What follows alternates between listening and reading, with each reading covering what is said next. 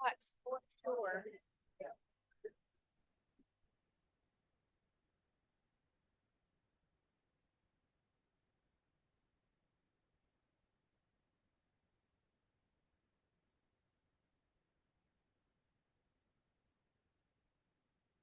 What are we doing? Okay. Oh, how we're voting. Okay. I do normally do that, but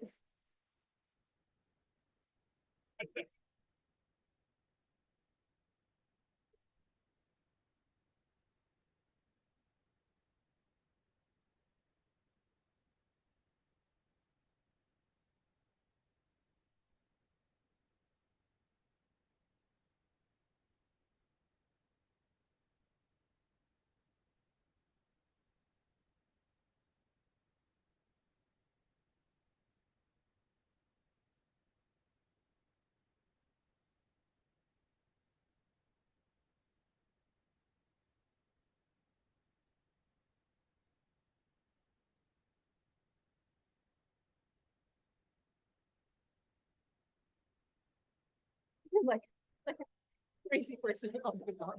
Like, oh my goodness. Oh, which is actually good though. I have had yeah, 2 minutes to think about it. So I mean that's probably better than the opposite. So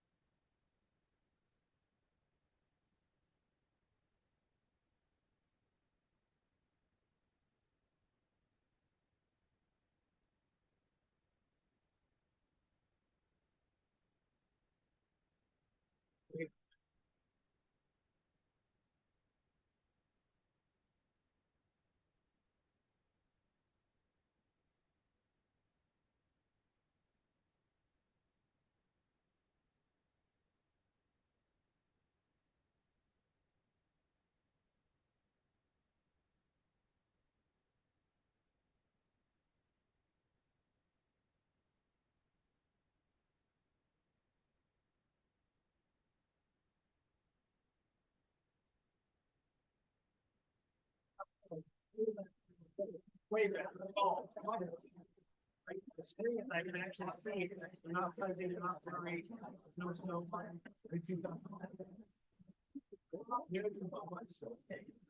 That's a good.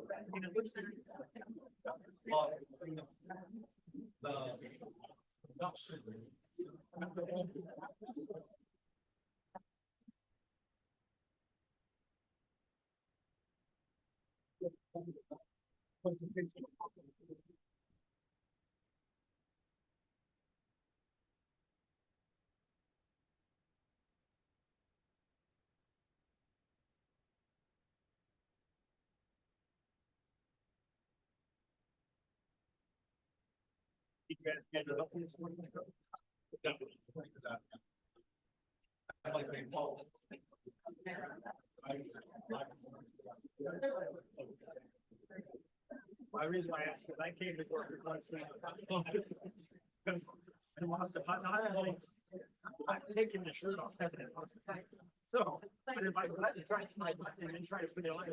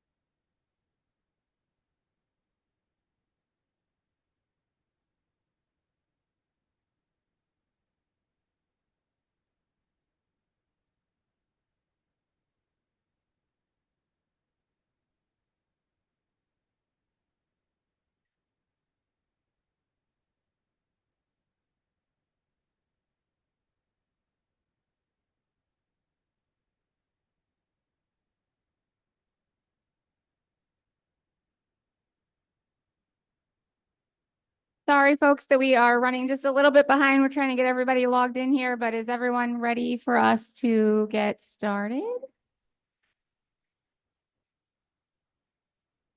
Are we good on?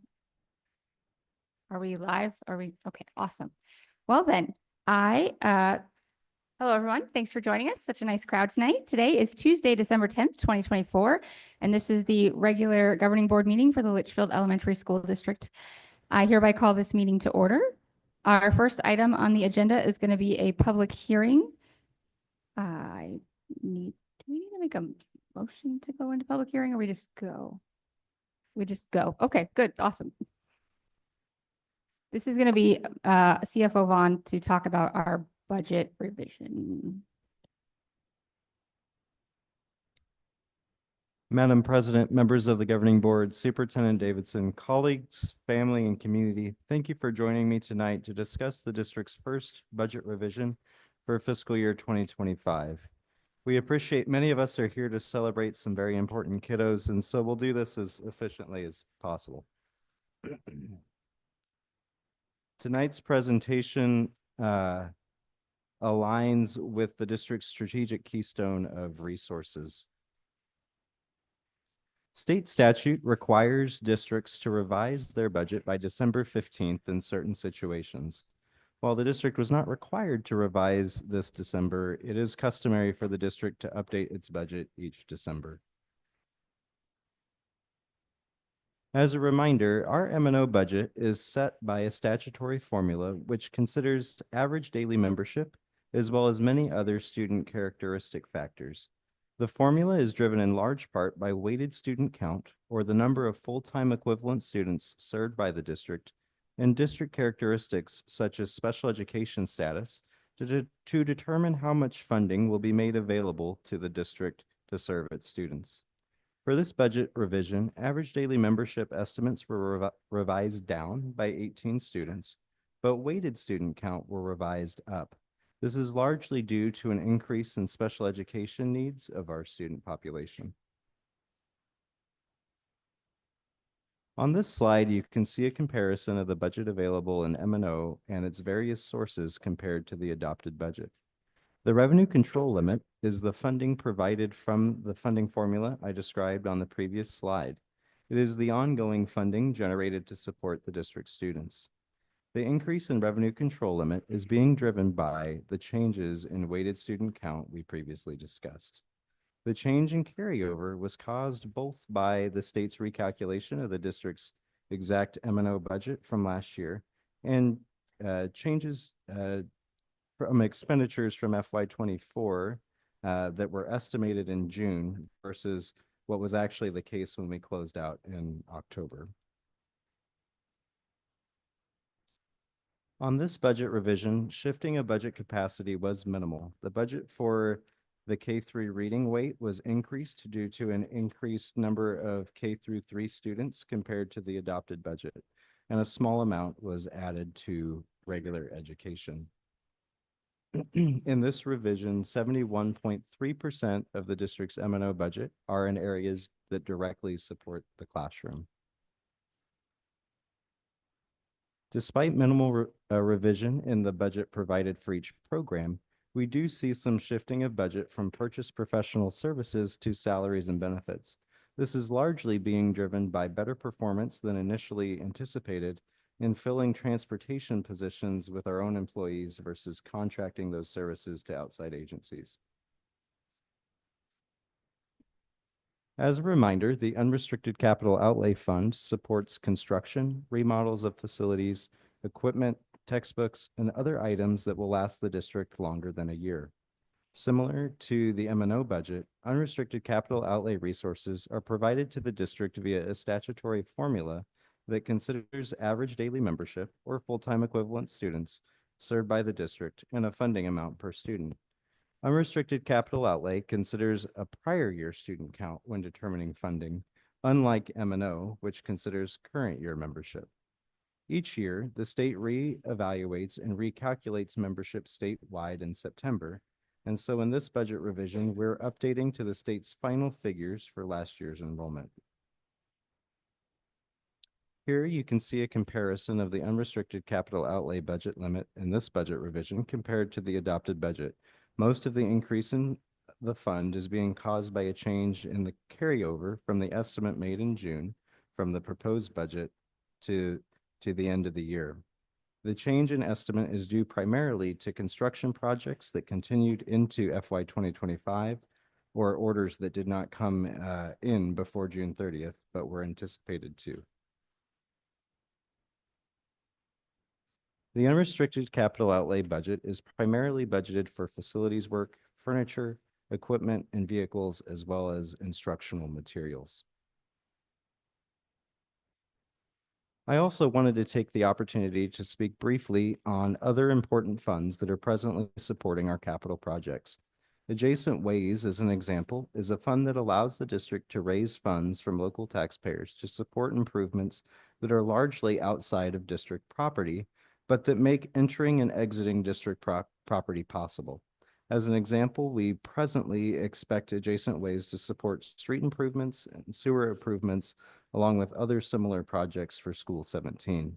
Our presentation later tonight will briefly touch on this aspect of School 17, and we'll further discuss the planned future Adjacent Ways levies as we work towards a successful budget for fiscal year 2026. The Bond Building Fund is the fund that our bond proceeds are deposited into for use. To date, we have sold $30 million of the bonds that were passed the last November, and we will be bringing a request for board approval to sell $20 million of bonds consistent with our bond program in the new calendar year. These bond proceeds will support School 17 and certain school safety improvements this fiscal year.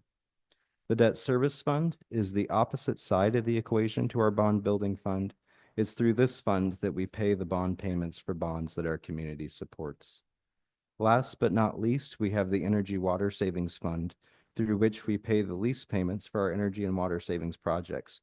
Presently, our partner Verigy is in the process of finalizing building envelope improvements at all of our schools, installing improved lighting, installing HVAC units to replace aging air conditioning, and it's through this fund that we make lease payments on those projects.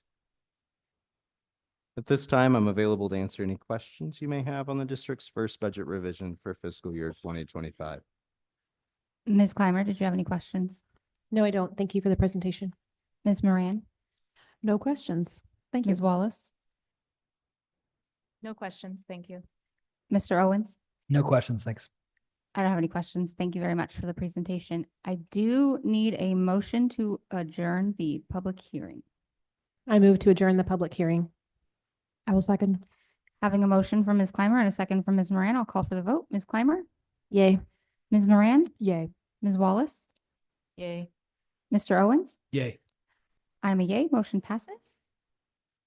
And we will now move on. Our next item on the agenda will be the Pledge of Allegiance. If I could have you guys stand and join us, please.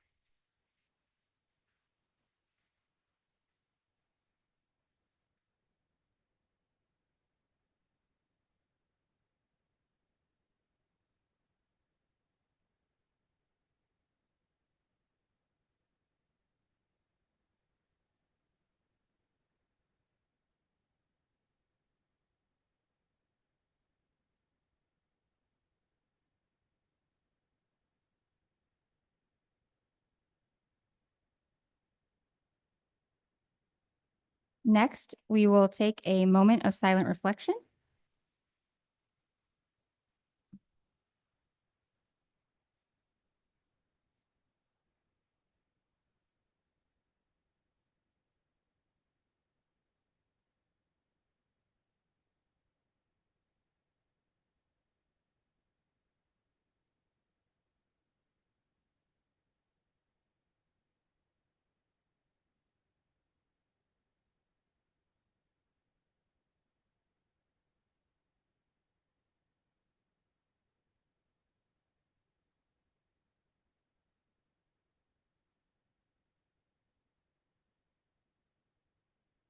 Thank you. And next, we are going to move on to what everyone here is in the room for, to our recognitions and celebrations. And this is going to be led by Executive Director Nuanez.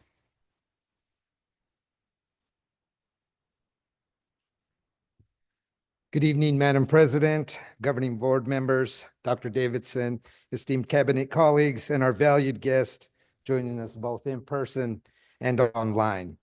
I want to start off by welcoming you all and thank you for coming to celebrate all of our students this evening. It is an honor to address you this evening as we come together to celebrate the extraordinary achievements of our 6th through 8th grade Litchfield learners. These students have not only excelled academically, but have also demonstrated resilience and determination, earning a remarkable success on the AASA Math or ELA state mandated exams. Their hard work deserves our deepest admiration. Tonight, we also recognize that such exceptional student success stems from the strong leadership and the dedication within our schools. We celebrate our principals for their vision and steadfast commitment, which alongside with our teachers' tireless efforts have cultivated the environments of growing graduates where students thrive and succeed. The accomplishments of these outstanding students reflect not only their own perseverance, but also the unwavering support of their families, teachers, and the entire LESD 79 community. They set a high bar for academic excellence and serve as a source of pride and inspiration for us all. We know that their futures are bright and filled with boundless potential.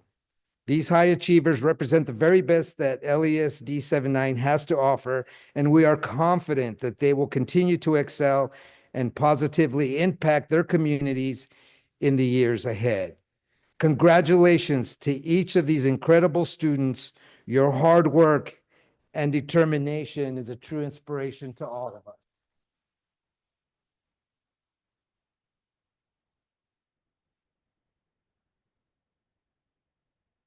So now I'd like to read the names. So please come forward to take a picture with Dr. Davidson and Governing Board President Zaidama. And we will do this alphabetically. So we will start off with Belen Soto Middle School. Yes. And principals or their representative, if you would please come forward. Belen Soto, led by Principal Courtney Frazier, and stepping in for Principal Frazier this evening will be Kim Thomas, 8th grade teacher.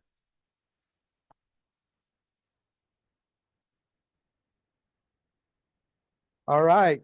First off, we have Imogen Thomas.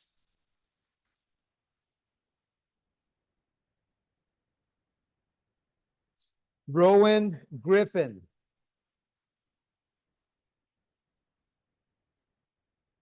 Liliana Flores. And Felipe Madruraga.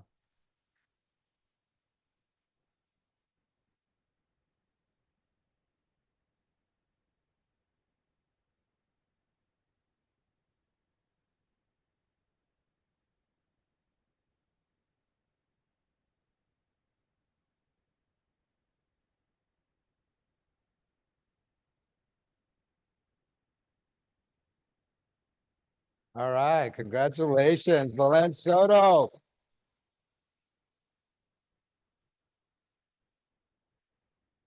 Okay, next up we have L. Thomas Heck, led by Principal Luke Janke.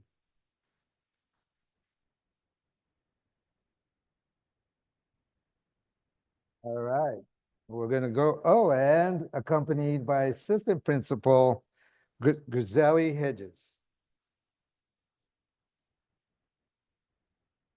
All right, first up, we have Isabella Dueñas.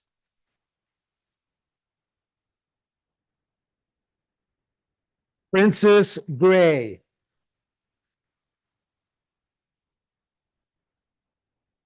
Jaden Toll. Jonathan Heat. That is our L. Thomas Heck celebrants.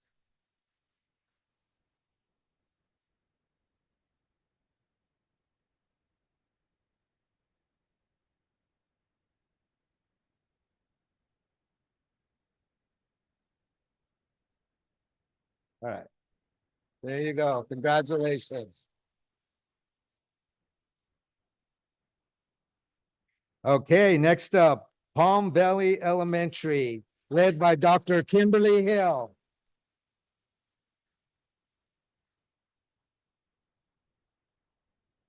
All right, this is a dynamic duo from Palm Valley Elementary, being the first year to take on sixth graders.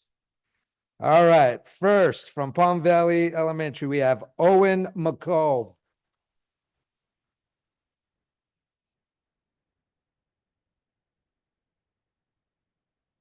And Caleb Paterno.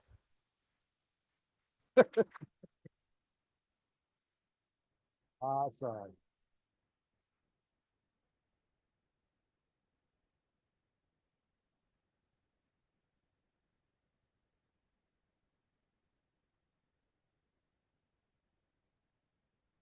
Yeah.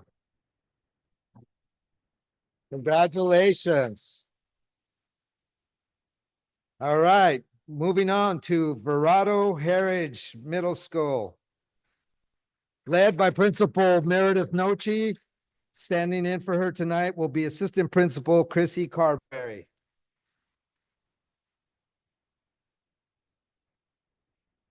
All right, first, Verado Heritage, we have Nellis Andrews.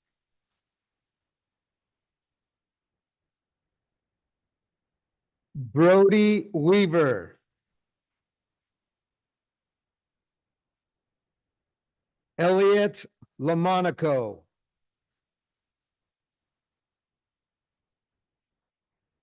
Susan Giao.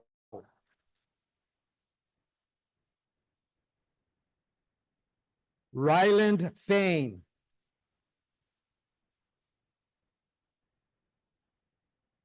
Jasper Sternfield.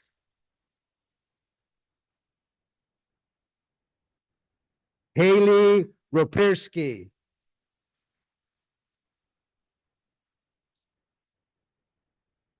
And Paige Papin.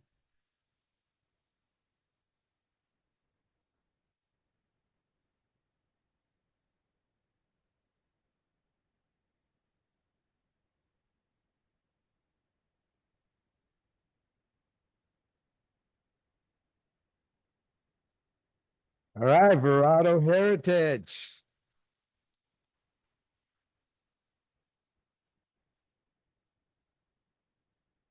All right, next up, we have Verado Middle School, led by Principal Anthony Paduano.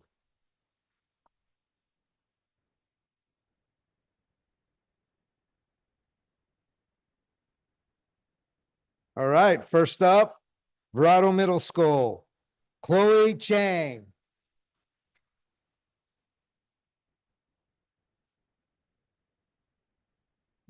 Kaya Campbell.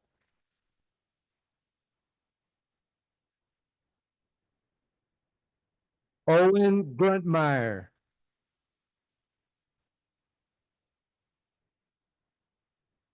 Zoe Scott.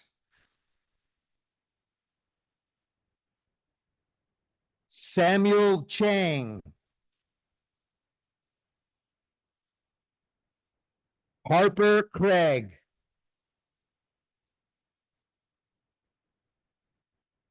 Lydia Swearingen.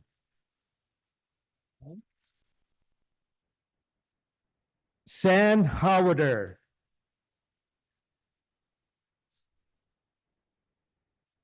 Carter Cascella.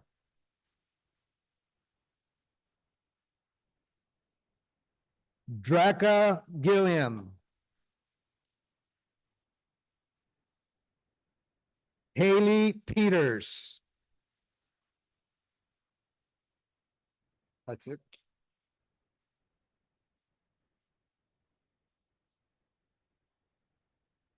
Big smile, Verado Middle.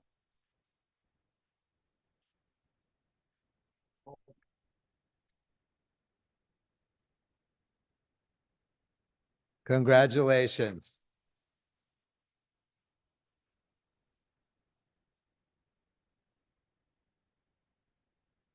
All right, next up, we have Western Sky, home of the Wildcats, led by Principal Cassie Harge. All right.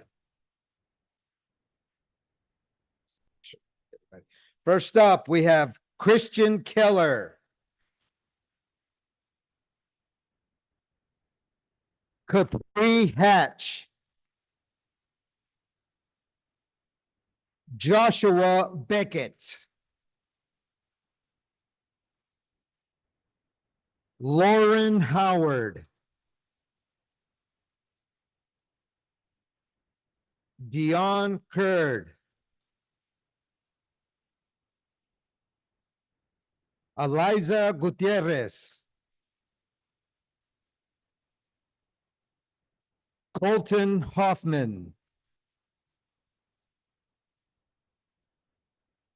Alexander Vorobio.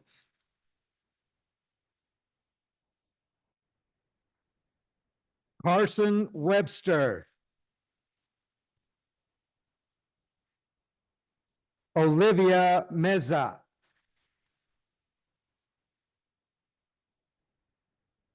Cohen Matthews. Aubrey Harris. Marley Hodges. Jaden Giordano.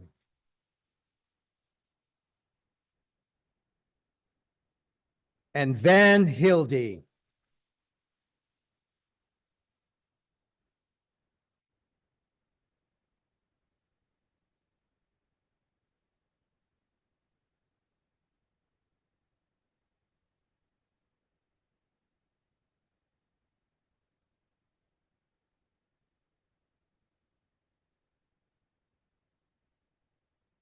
Yes, congratulations, Western Sky. Okay. And now we have Wigwam, let me try this again, Wigwam Creek Middle. There we go. Yeah. Yeah. Yeah. As you can tell, I've been here almost 3 years. I still struggle with that one. Yeah. Okay. I just don't want to sound like Elmer Fudd when I'm doing this. Okay, here we go. Led by Sarah Rosenthal, Principal Sarah Rosenthal.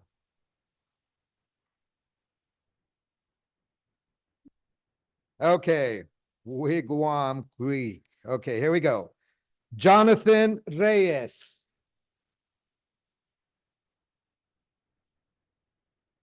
Frederick Surin.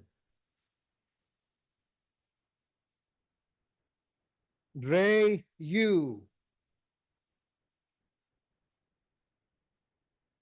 William Lewis.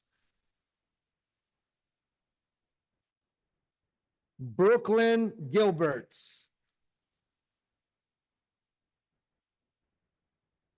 Malaya Glass.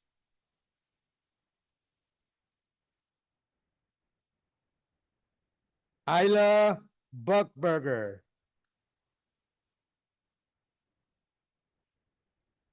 And Zoe Perez.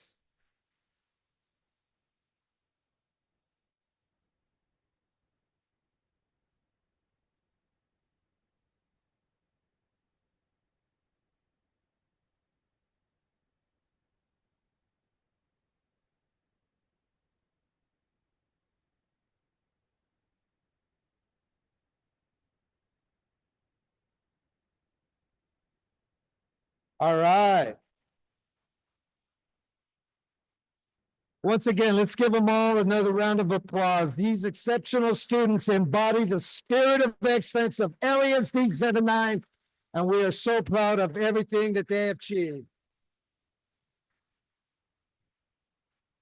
Okay, that wraps up our student celebration. Feel free to grab some water and or a snack on your way out, or stay and enjoy the rest of the board meeting. Okay. It's just like the budget. It's Yeah.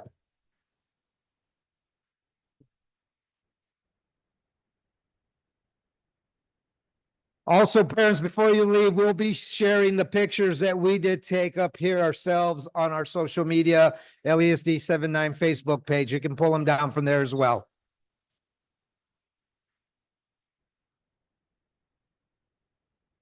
We're gonna take a 2-minute break so we can let everybody grab their snacks and then we'll come back.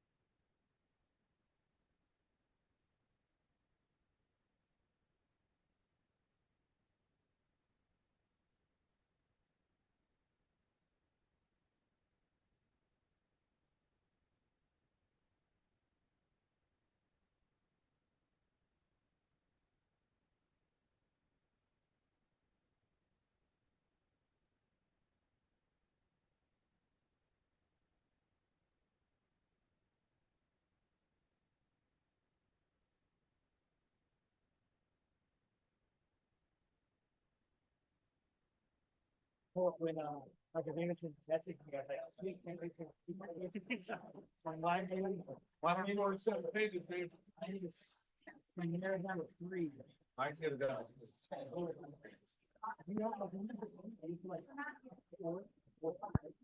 Yeah, but it's on Zoom. My chair's in Mississippi, but nothing.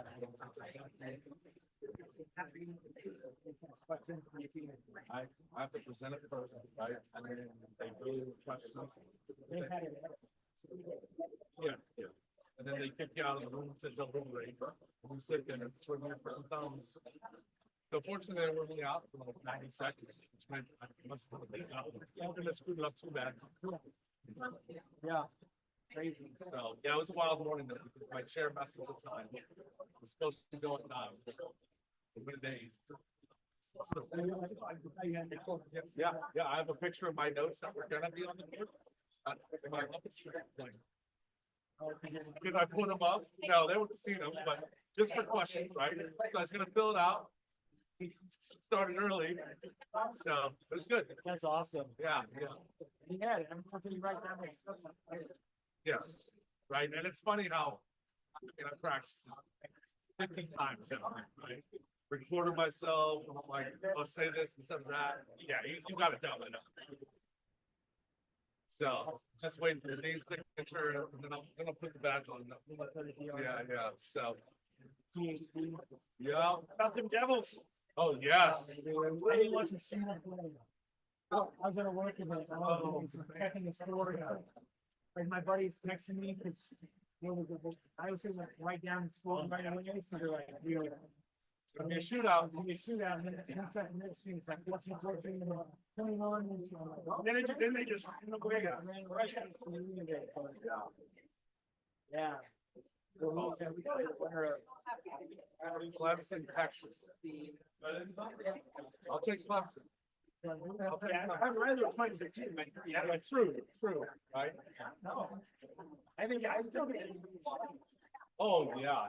You still got South Seattle, right? End of the day. Yeah, 174. Is that receiver? He didn't play this Seattle game too. He's got from. Yeah. But Xavier Hill had 2 touchdowns. Like, yeah. Yeah, freshman, I know. Freshman sophomore. But how do you play scout? I mean, we got some good guys from there. Oh, he's got a couple 4 stars. I mean, I think he's got a 9 or 10 right now. So this will get help. As you said, right? Back to Valley. Awesome.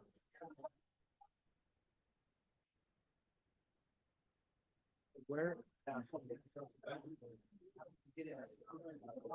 Yes, sir. Yes, sir. Don't sign off. Right? How are you? Stuck at home with a sick kid for 2 days. You have got an ear infection. So she's like, fine. Except annoying. No hangover. Literally, it's like you're on your antibiotics. Those are for you. I can't catch it. He goes, I want to watch Bluey. Okay, I'm watching Bluey. I want to watch Peppa Pig. You watched a lot of kids shows. Watched a lot of Bluey, Peppa Pig. Yeah. Sometimes I'm like, no, we're not watching Blippi. We're not watching some of this other stuff. Like, let's watch a movie. I want a movie. I've seen every episode of Bluey. Like that.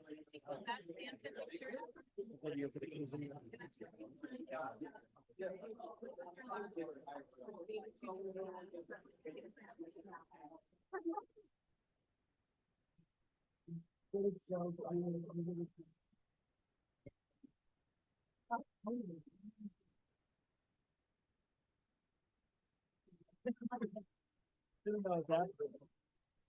That was just funny one time. Yeah, it's like, all right. Be scary. Right.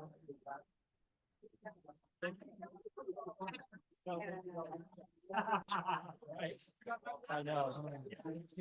Oh, you guys all ready for Christmas? I mean, yeah.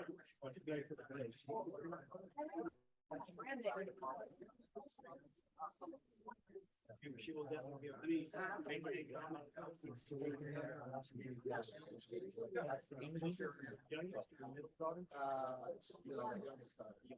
what happens when you're the girl. I'm the boy mom. But they might.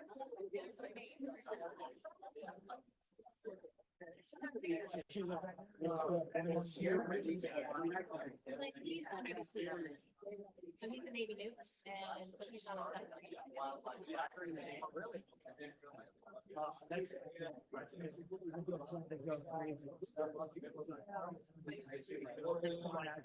Are we ready to get started? Yes. It's like,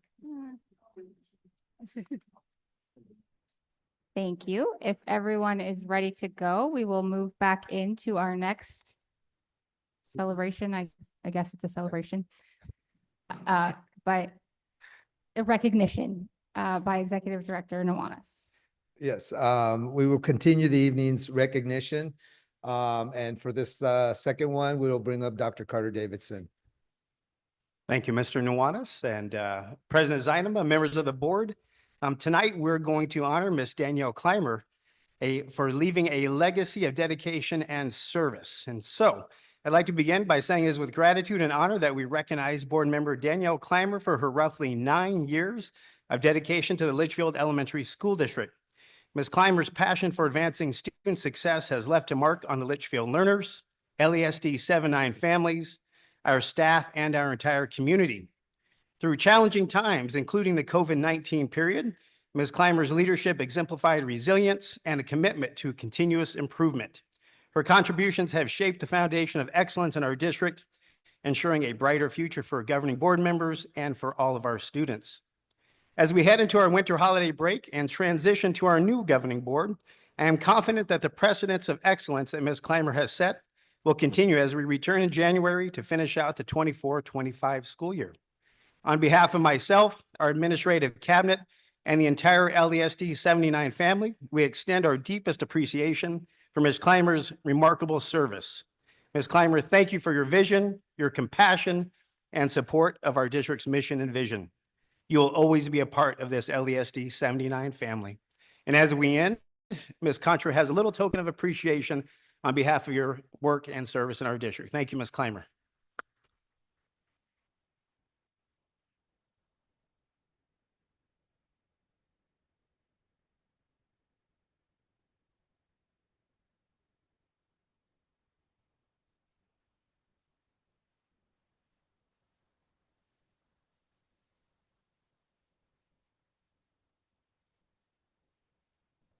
I'm sure we're going to take a couple of pictures, but I do know that a couple of us had some things we also wanted to say at this point, so I'm going to let Ms. Moran start.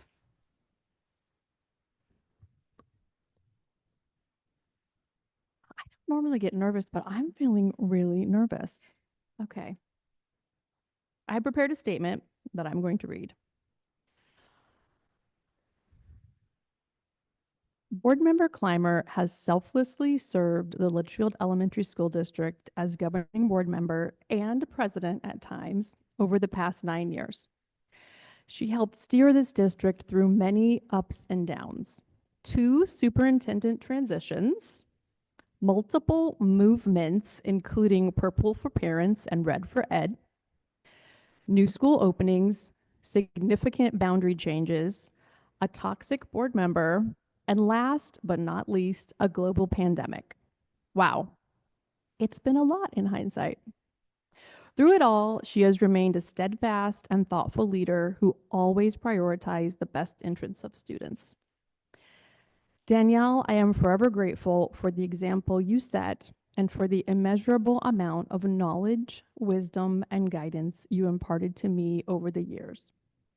I am a better board member because of your willingness to give your time and talent to LESD.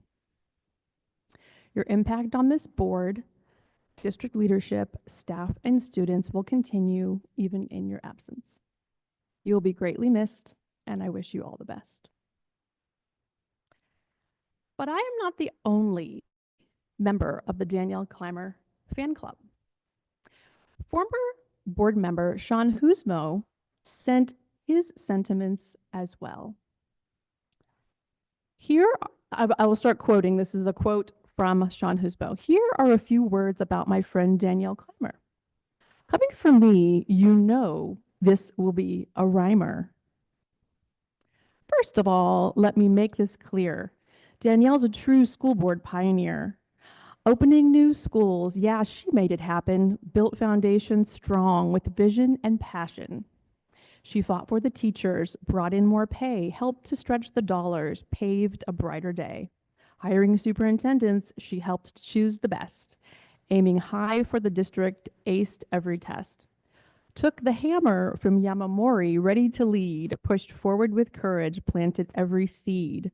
Survived the Honak era, yeah, she stood her ground, kept the focus on progress, turned it all around. With her kids, Noah and Emery, inspiring her fight, she worked for better schools from morning to night. She toured the schools, apple pie runs, and science fairs, reading books to the kids, showing she cares. Balancing budgets, she helped stretch the dollars so educators could focus on creating scholars. Now the schools in the district shine brighter each day thanks to Danielle paving the way. So let's celebrate her, her vision, her drive for making our schools and community thrive. Danielle Clymer, a great leader, a great friend, a great mom, a champion for education. She's really the bomb. Thanks for your time for so many years. Now it's time to go celebrate by drinking some beers. Your friend, Sean Husmo.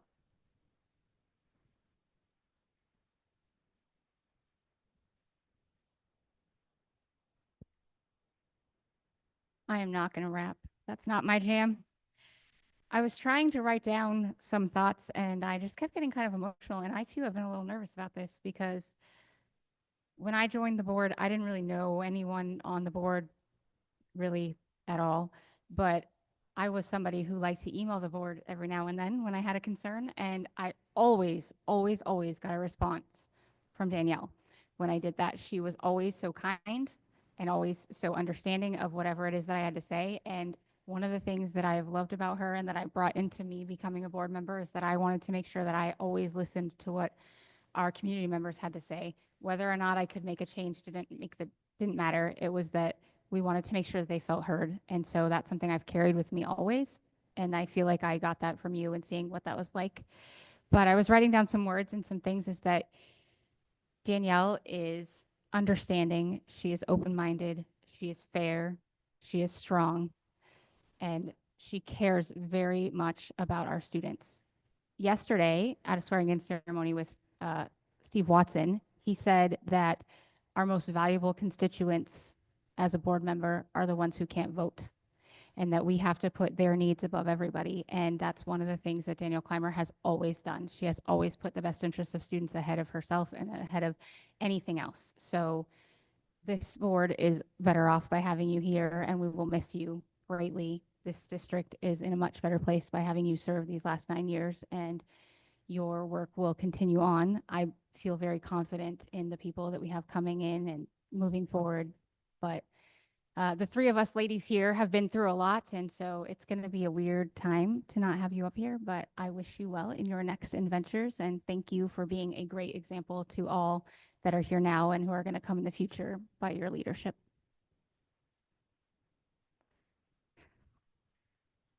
I wasn't expecting all this, so I'm going to kindly request, I have some words, but I'm going to leave them for my board report at the end, if you don't mind.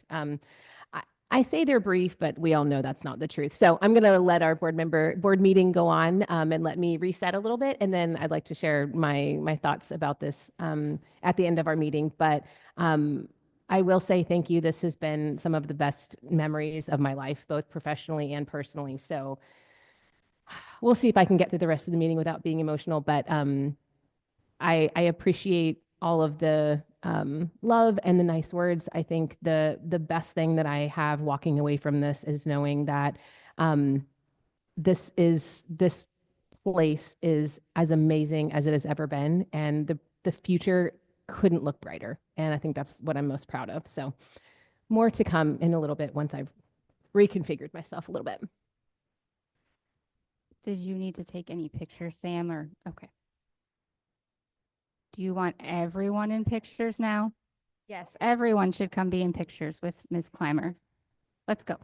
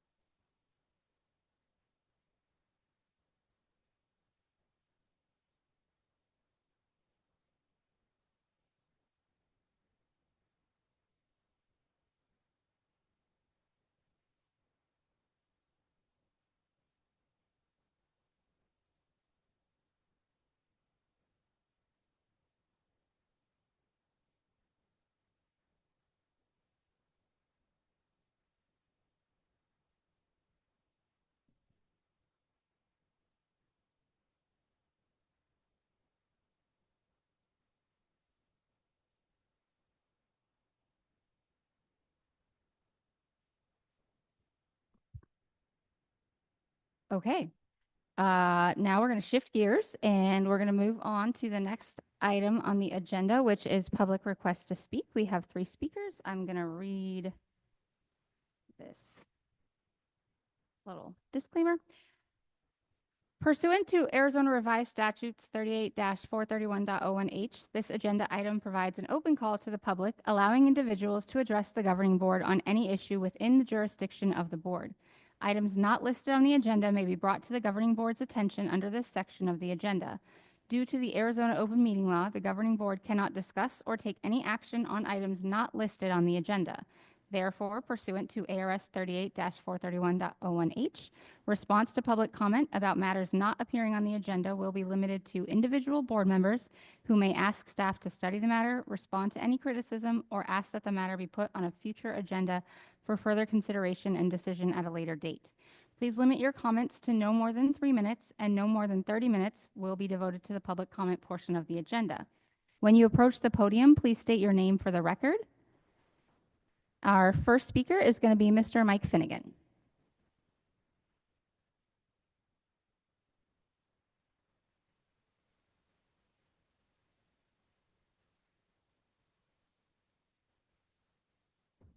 Hello, everyone. My name's Mike Finnegan. I must say, I haven't seen so many parents in this room since 2020, under much better conditions tonight than it was in 2020 when we were introducing CRT and DIE. It's good to see proficient students here. After the October 15th, 2024 LASD chronic absenteeism presentation, I am anxious to see the effects of your SMART goals and action plan going forward in reducing the existing chronic absentee rate of 2,858 students. I look forward to seeing this district returning to pre-COVID attendance levels within 2 years and becoming a shining example of success for other districts to follow. I recently found out that the Arizona Department of Education has a target for reducing absenteeism at 6 years. This problem is way too serious, and that time frame is way too long to deal with such a serious problem. Shifting topics. Policy changes to public education are coming soon to a district near you, some of which are sending education back to the states, universal school choice nationwide, cutting federal education funds to schools that push CRT, gender identity, and other inappropriate racial, sexual, or political content on students, cutting redundant administrative costs and emphasizing academic improvement and merit ability. No funding to schools who have vaccine and mask mandates. Senators say restricting tax dollars to local schools is an outdated idea and should be allocated according to each family's choice, whether public, private, or homeschooling. As public educators, if you really have the child's best interests at heart, then why would you not want them to choose a school which will help them become a better student? I know the interests in this room are quite different from that idea. Again, I look forward to seeing much lower absentee rate results within 2 years. And I look forward to the LASD school district becoming a shining example of success for other districts to follow. Happy holidays. Thank you. Our next speaker will be Ms. Shelley Smith.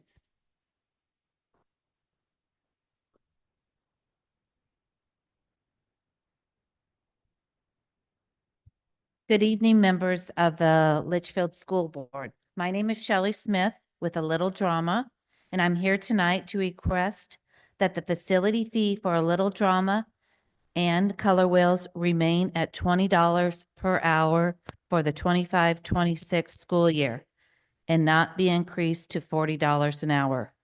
Betsy and I have dedicated ourselves to the district, enriching and educating students over the 17 years.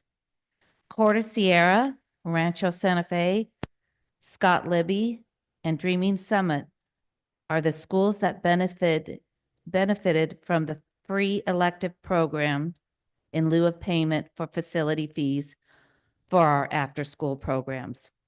These programs aren't just about drama or art. It's about the opportunity, allowing us to continue offering free electives creates a win-win situation for everyone. Teachers gain valuable extra time for meetings or lesson planning. At the same time, students benefit from a program that fosters creativity, confidence, teamwork, and critical thinking. skills that prepare them for success in school and in life. Moreover, providing these programs strengthen the district's ability to attract and to retain families. Parents choosing between Litchfield schools and nearby charter schools notice programs like ours, which provide unique, high-quality opportunities at no additional cost to families or the district. These programs are an asset to the community, and we share the same mission as the district to nurture the whole child. Also, this will show the community that the district is working directly with women-owned businesses that live and pay taxes in Litchfield District. I am proud of the legacy a Little Drama and Color Wheels have built over the years. We have many families, teachers, and administrators who can vouch for the impact it has on students. Maintaining the current Philisi fee will allow us to sustain and expand this meaningful work. I urge you to keep the rate at $20 per hour and continue supporting this valuable program. Please do not raise it to $40 an hour. I also asked you for an update on the study of the cost of classroom rate versus the field rate. Why are you charging the same? I would like you to have these letters that the students from Rancho Santa Fe and Corte Sierra wrote to the superintendent and to the school board regarding keeping the free elective program so it's available to them next year. I'm Thank sorry you for your time, and I hope to keep working to keep this free elective program to our students. Thank you. Where, can I hand you these letters, or should I get to the secretary? If you can give them to our secretary, please. Julia, thank you. Okay, our next speaker is going to be Betsy Etchert.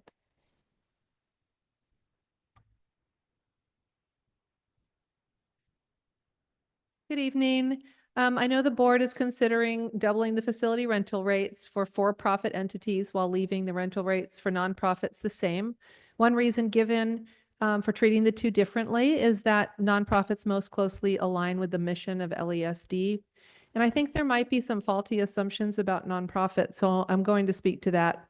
Nonprofits are not free for all nonprofits are not free for participants. The Girl Scouts, for example, have an annual dues of $35, which will go to $85 by 2027 to match the current Boy Scout fee.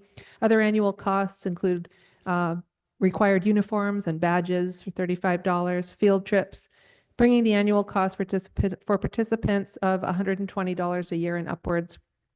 I believe local Girl Scout troops help keep costs down by not using classrooms that charge any fee. For nonprofits, cost is offset by participant fees in addition to grants and donations. Staff is hired to write grants, pursue donors, and plan fundraisers.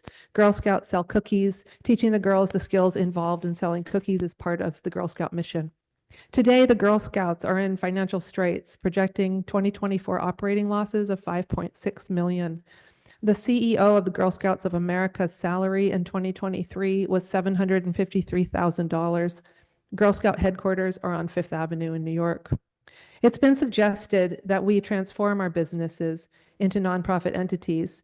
Because our businesses already exist, transferring them to nonprofit status would cost $3,500 to $4,000 upfront and an additional $1,000 per year.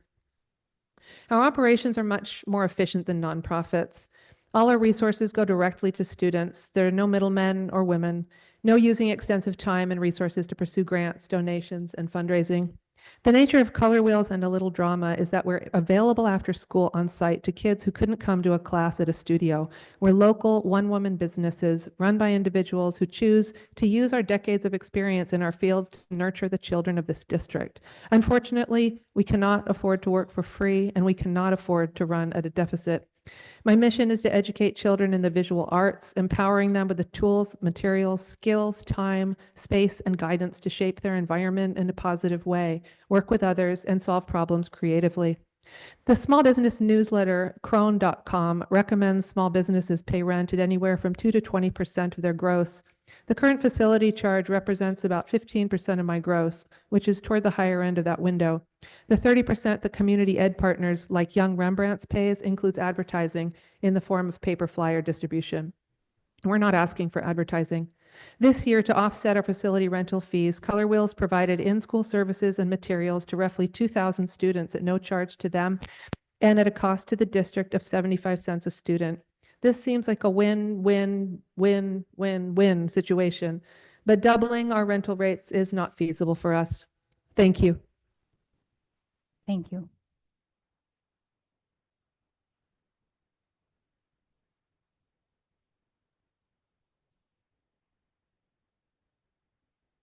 Okay, next we are going to move on to the adoption of the agenda and approval of consent agenda. I'll go through and see if there are any items that people wish to pull from the consent agenda. Ms. Clymer? Yes, I'm sorry, I wasn't prepared. Give me just 1 second. I'm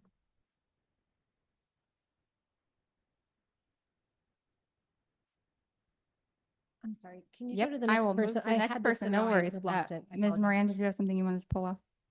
Yes, I would like to discuss and have a couple of questions on item 8.13, board acknowledgement of employee conflict of interest for 24-25.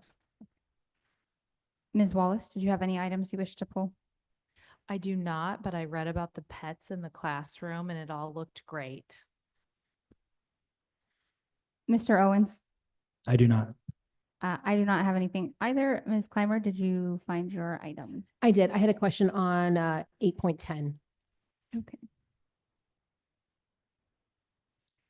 Okay. Then if someone wants to make a motion minus 8.10 and 8.13. I move to approve the consent agenda minus 8.10 and 8.13 as presented. I will second. Having a motion from Ms. Clymer and a second from Ms. Moran, I will call for the vote. Ms. Clymer? Yay. Ms. Moran? Yay. Ms. Wallace? Yay. Mr. Owens? Yay. I'm also a yay. Motion passes. Okay, then we will jump into the items that were pulled. We will start with, I guess this will now be 9.1. No, I'm sorry. Yeah, 9.1. Which is the updated 2025 extracurricular training and other stipends. Ms. Clymer, I'll let you. Yes. My question, I understand how the stipends work. I don't have any issue with that. What I wanted to know was the way that it's presented on this chart, it's hard to see this in conjunction with other stipends that we offer that might be similar. So because there's only one listed here, I'm just wondering in other areas where something would be similar, is the cost appropriate? You know, what are the duties here and how does the cost relate to other stipends? I only see one stipend here, so I can't compare them to the others. Good evening, Governing Board. Thank you, Governing Board Danielle, for this great question. Yes, when we looked at the stipend and the time commitment and the responsibilities that these principals would be taking on as a Leader in Me coach, we did compare it to other stipends with similar responsibilities, similar time commitments. Okay. And so this is Leader in Me trainers. These are all of the principals that currently have the Leader in Me program on their campus? Or is it always the principal? Is it somebody else potentially?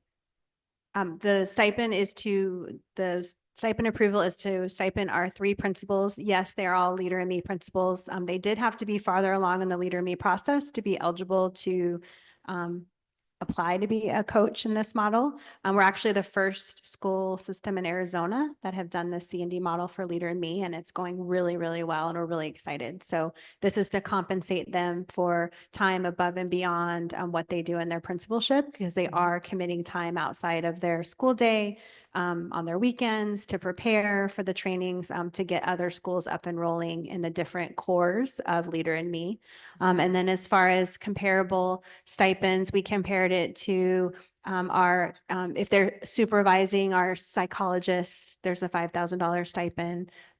If special education, that's one that we found similar. Another one was coaching, special ed coaches, coaching. So similar coaching positions, which would be duties above and beyond their responsibilities of what they've been hired for. Great, totally understand. Thank you. One last question, just so that I understand. These principals are trainers and or coaches of Leader in Me only for Litchfield. They're not actually compensated by Leader in Me in any way. That is absolutely correct. They are coaches for Litchfield Elementary School District only. Okay, perfect. Thank you. Ms. Moran, do you have any questions on the side? Oh, no, but I'll just add to that in case any of us do not recall that at one point in time, we had discussed hiring outside folks to do this. And we realized that we had some people internally who could do the job for us and at a better price. So that was another factor that went into us determining that this might be a better route for us than hiring outside folks. Ms. Wallace, did you have any questions about this item? No, no questions. Mr. Owens? No, thank you. I do not either. So if someone wants to make a motion. I move to approve the updated fiscal year 2025 extracurricular training and other stipend charts as presented. I'll second. Having a motion from Ms. Clymer and a second from Mr. Owens, I'll call for the vote. Ms. Clymer? Yay. Ms. Moran? Yay. Ms. Wallace? Yay. Mr. Owens? Yay. I'm a yay. Motion passes. Next, we will move on to, this will now be 9.2, which is board acknowledgement of employee conflict of interest for 24-25. I will start with Ms. Moran's questions, and then I believe Dr. Ducey is going to speak to this. Okay, so my question is, when I look at these conflicts of interest that were provided to us, they all make sense. But my primary questions are related to the two folks that are the individuals themselves and not their spouses or family members who might have a conflict of interest. So my first question is about Jamie Monday as a Leader in Me, Franklin Covey, having a relationship with them. My question is Ms. Monday in any position to influence our relationship or purchases that are happening with Leader in Me or Franklin Covey? Great, thank you. Good evening. Thank you for that great question, Governing Board Moran. Ms. Monday is not in a position that makes decisions or influences the district decisions regarding Leader in Me implementation or decision-making for funding or processing the program in any way, shape, or form. Okay, and can you provide any more information about what her relationship is with Leader in Me? Sure, great question. Ms. Monday has been a Lighthouse coordinator for Verado Heritage, which is part of the Lighthouse process for Leader in Me. And she was nominated by Leader in Me for her leadership at Verado Heritage and accepted as what they call a Lighthouse Beacon coordinator, which means that she'll be on a panel outside of Litchfield, joining at other schools that are going after that status, very similar to the A+ judging that some of our principals participate in. So she'll be on that panel to judge, to make that decision if other schools obtain that Lighthouse status for Leader in Me. So nothing directly for Litchfield, because that would be a conflict to be on our judging panel. But for other school systems, that's what her service would be. Okay. And then I really just have similar or the same questions, related questions to Shane Harmon, who is co-owner, it states here, co-owner of Aquatic and Writing Rehab. Tell me more about that relationship and what Shana's decision-making process may or may not be. I'm going to have to tag one of my other teammates because I am unaware of that employee's situation. Mr. Vaughn, do you have any information about that employee? I don't, but I'm wondering if Tammy Garrett, our Director of Purchasing, who's in the audience, might. I'm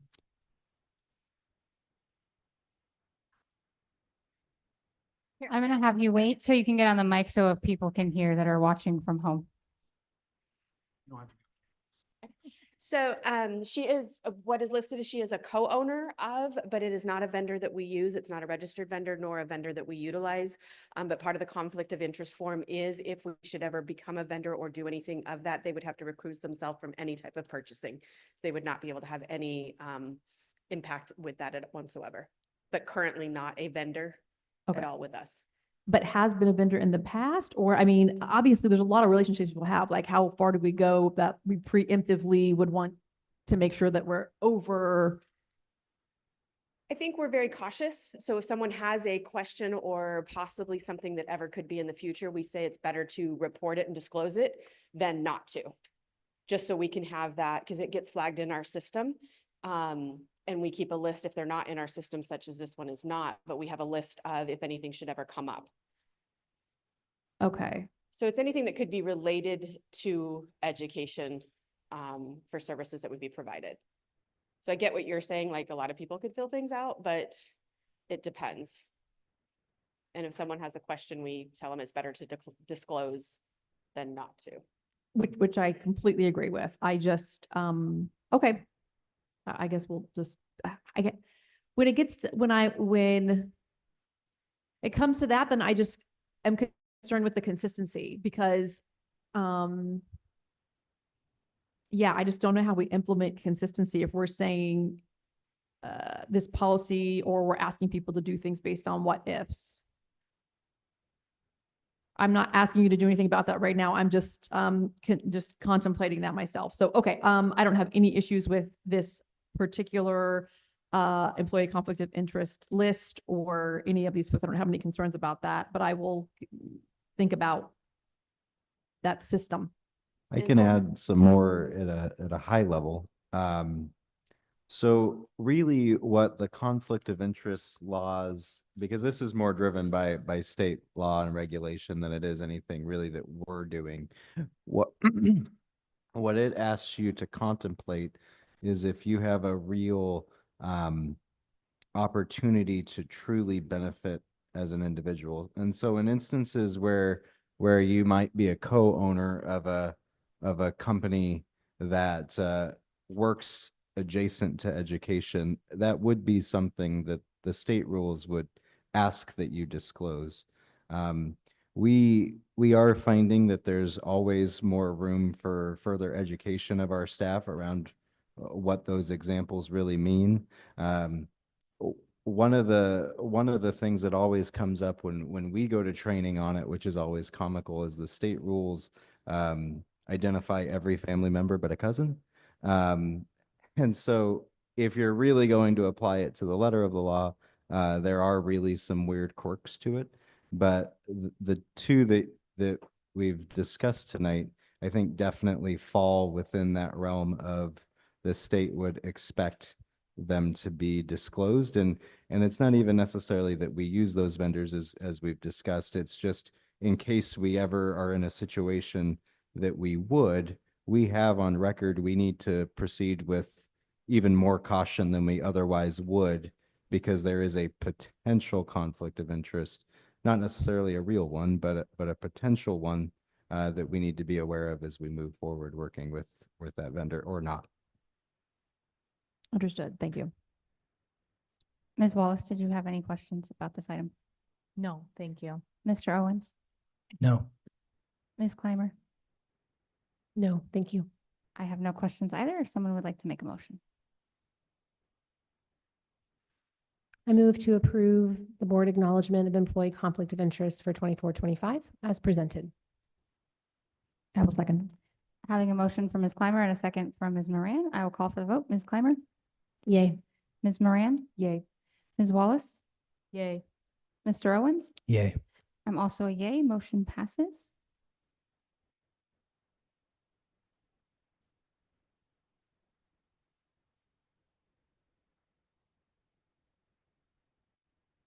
Okay, we are going to move on to the next items on the agenda, which is going to be the approval of fiscal year 2025 expenditure budget revision number 1. This will be by CFO Vaughn.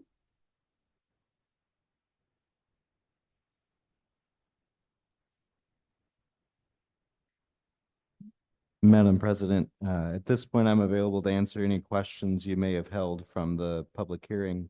I don't have much else to add. Wonderful. Ms. Clymer, did you think of any questions from then and now? I did not, but I'm shocked that we don't have another PowerPoint deck that you're going to go through with us for more budget numbers. So I'm a bit disappointed, but I'll be okay. No questions. Ms. Moran? No questions. Ms. Wallace? Still no questions. Mr. Owens? No questions. I also have no questions if someone would like to make a motion. I move to approve the fiscal year 2025 expenditure budget revised and presented. I'll second. Having a motion from Mr. Owens and a second from Ms. Clymer, I'll call for the vote. Ms. Clymer, Yay. Ms. Moran, Yay. Ms. Wallace, Yay. Mr. Owens. Yay. I'm also a yay. Motion passes. That was the fastest budget talk ever. Yes. Okay. Next, we are going to move on to discussion items, and we are going to start with some exciting information about School 17. And this is going to be by Principal Jenke, Mr. Ensign, and Dr. Stone. Madam President, members of the governing board, I'm pleased to present to you School 17 and its progress. We are moving very quickly at this point. As they pull up the presentation.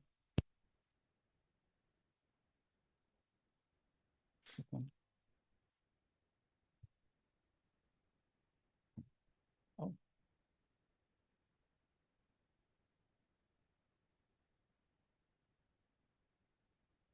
Myself, Dan Ensign, I'm Director of Construction. Eric Stone oversees the department, and Luke Jenke is the incoming principal for School 17. Want to go through a little bit how we got here. First of all, we started with a demographic study indicating that we needed a school in the west side of our district. Our schools are overcrowded and we needed that added to our district. The voters graciously approved a bond in 2023 so that we could build this school along with other improvements throughout the district. We went on to selecting a site through boundary changes. The governing board approved the hiring of an architect and a CM at risk contractor. We conducted community input meetings, both at, was it Minnesota, Verado Heritage, here, a couple different locations. I might have got one of those wrong. To get input from the community to find out what they wanted in this new K-8 school. From there, we went on to schematic design. That's where we kind of look at some of the input that we had from the school, from the neighborhood, from the school, the standards and things like that, to start to put together of what we wanted to create as a school. From there, we went to design development, which are the plans, where we laid out the site, we laid out the classrooms and how the plans are going to come together. Our next step are construction documents. Those are the plans that are going to go to our authorities of having jurisdiction that will review them for permit. So we're right at that point now. Land acquisition is still in progress. It's going back and forth still with legal and with the developer that is donating the land to us, and we'll locate that in a minute. Permitting, it will start after the construction documents are completed. It'll send it off to the state fire marshal, to the Maricopa County permitting processes and health department. We will go through the school facilities oversight board. Staff will review our plans for our adjacent ways, use of our adjacent ways to verify that we're using them correctly. We bring that up specifically because there are additional adjacent ways that we haven't seen before in building this school. We have a couple half streets. There's an irrigation ditch that we do need to bury. There's a sewer line that has to go a considerable distance in order to connect. So there's a lot more expenses than we're typically used to. And Mr. Vaughn will go over that with you even further in detail when we get to that point. But the school facilities board does verify that we're using them correctly per the state statutes on how those are used. So we are doing it correctly. The guaranteed maximum price, it is phased. As you know, we've already approved one to release the electrical gear. We're expecting to phase the rest of the project out in guaranteed maximum prices in order to move the process along, because we're still on that tight schedule. So you will see something in the next couple months of a smaller guaranteed maximum price, and then we're expecting the larger full one after that. Construction start, I left it very loose with spring of 2025. Notice there's not a month or a day that we're going to start it because we are withholding to the permitting process that we really have very little control over. We're expecting to complete in the summer of 2026 with an August of 2026 opening date. So that's just a little bit of where we're headed. The next. This is a map of our district. You can see the location of all of our different schools. They're color coded by K-8, K-5, and middle school. The bright yellow one up there in the top corner is the Zanjero development, Windrose community up there, Perryville and Glendale Avenue is the location of the site that we have previously selected. Here's a little bit closer shot of the kind of what you can see right now on Google Earth, at least, of the site. You can see the large site on the top right is our property. To the left of it is the community. There's actually several homes that have already closed in the neighborhood currently. So that neighborhood is actively building and closing, and people are moving in. Besides the rest of the area that will house or be housed here at School 17. You can see down there at the bottom is Canyon View High School. That might give you a little bit of an idea about where the location is. This is a couple of pictures I took of the site just a couple days ago. In the background, you can see Barry Goldwater Peak. There's a McMicken Dam right there, and the White Tank Mountains right there at the corner of Perryville and Glendale. This is the shot looking directly at our property, the corner property, looking south east. You can see the irrigation ditch right there along Glendale Avenue that we will have to relocate. And then behind that, as you can see, it's raw desert land at this moment. This is a rendering of what the site looks like for the design that we're going for right now. This is in, like I said, construction documents. They're finishing up the civil, the parking lots and things like that that will go. As you can see down to the south end, we've got baseball, softball, and soccer planned for the fields. We have a playground. We'll have a gymnasium, classroom buildings, front office. On the top off Glendale Avenue is our bus loop that's completely separated from parent drop-off or parking. Which is very important. We also have lots and lots of parking spaces. I know that is a sticking point for Ms. Clymer in the past. I'm just a representative of the people, Dan. This is what they want, more parking spaces. With your last time, I had to make sure that you knew that we were still, we're still paying attention to It's that. important. If you've ever been in a parent pickup line, you know what I mean. Because if there was more parking, they would park there, but they don't. They wait in the pickup line and they're doing it wrong. I'm just saying, I'm representative of the people. But there are lots of yes, there's lots of discussions on how parents are going to come in and out, how staff are going to park, how the buses interact with them. So all of those different concepts, those are all discussions that are made with the architect, the city planners, local law enforcement. All of those discussions are had so that we make sure that we do the best we can to predict where the issues are going to be. Oh, you're going to have naughty parents. It's Oh. just is what it is. Luke's going to have to bring the hammer. He knows what he's doing. Here's a couple renderings from the architect showing what the courtyard is going to look like, the front of the campus from Perryville. In the background, you can see the very front office, so it helps to guide you right to that front office, so it's very obvious. The inside courtyard's got lots of landscape, open space, spaces outside where the kids can learn. A lot of the things that the community input drove as we designed it into the campus. Here's a couple shots of a typical classroom that you'll see at School 17. Many of you that have been inside of our classrooms will recognize a lot of the casework looks very similar. The front of the classroom will look very similar with marker boards and tack boards, ceilings with lights and all those things. You can see on the left some renderings from the contractor as they go through and look at the plans to make sure that we have the correct estimating and budgets, indicating all of those different locations. Here's a shot of the proposed lobby that you'll come in. If you're a parent and you need to check out your student, you'll come into this area here. You can see some of in the center is the mechanical systems, some of the detail that goes into some of these plans, and a multi-stall restroom to the left or to the right on that there. Some elements that I wanted to make sure that you knew that we were paying attention to is CPTED, as it's known as crime prevention through environmental design. That played a big role in this project. Safe routes to school, those principles that are national principles that we pay attention to make sure that kids can get to the school safely. Efficient use of spaces, that was discussed quite a bit with this project because we have a very good budget, but it's always tight no matter what you do. So we want to make sure that we're very efficient with all of our spaces. We're fiscally responsible to make sure that we're on budget and on time. We try to follow the district standards that we have set in our district so that make sure that we can maintain them so that when you go from school to school that you know where you're at and that you can learn and everybody will be able to interact with their school.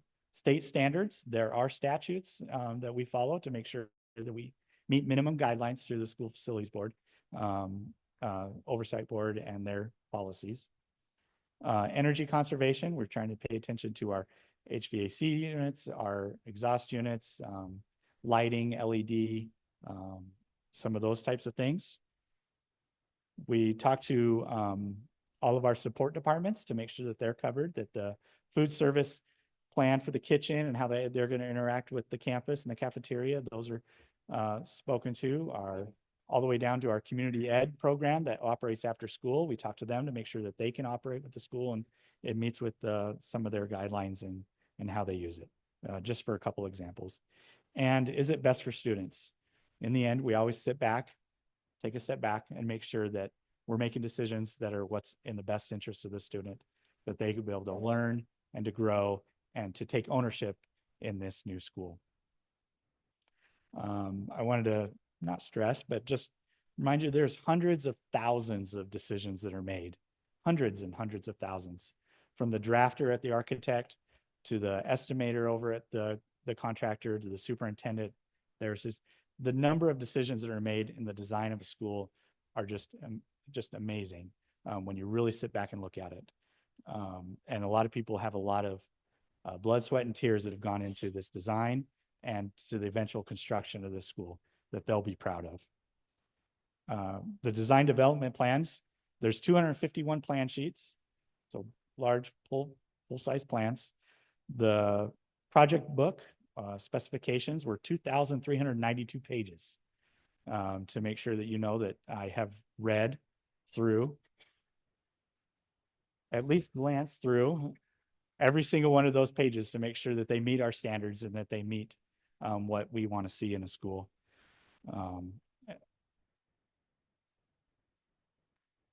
At this time, I'm going to turn it over to Mr. Luke Janke, our new principal, to go over some additional things.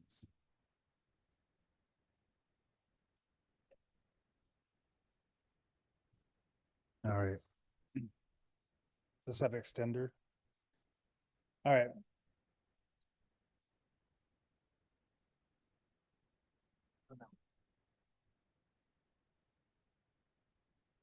Madam President, members of the governing board, before we get into the couple names that I'm going to present, I'm just going to give you a little bit of background as far as the thought process in bringing these two names.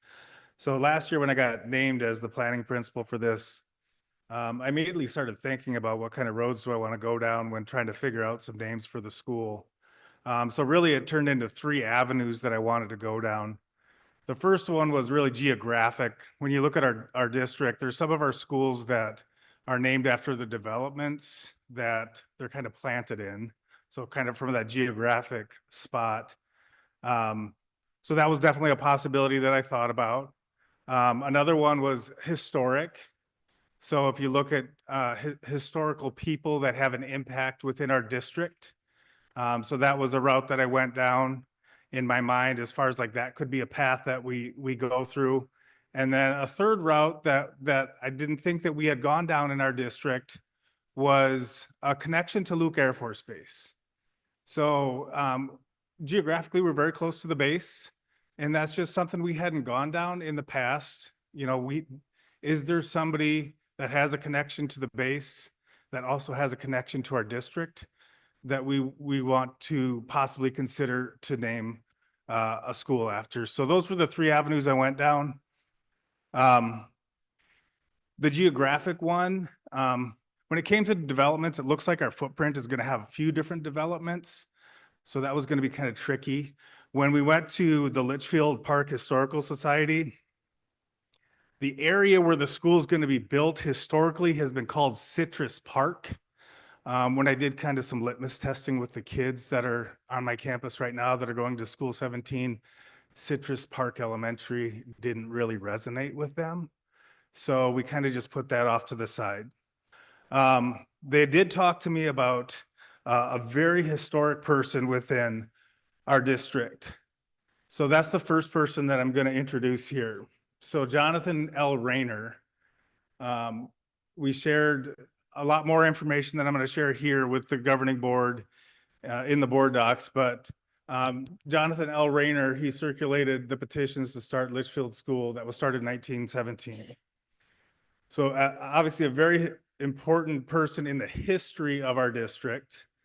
In the early years, he served in the roles of student transporter, janitor, purchased the school furniture, books, supplies to get the school started. Had the pleasure of meeting with Ron Rayner, who's actually here tonight, and his lovely wife right before Thanksgiving, and they brought their family to meet with a bunch of the administration, just so that we could get a good feel for their family, and they got to tell us a bunch of stories that got passed down through the generations. They still live here in the West Valley. They still farm here in the West Valley.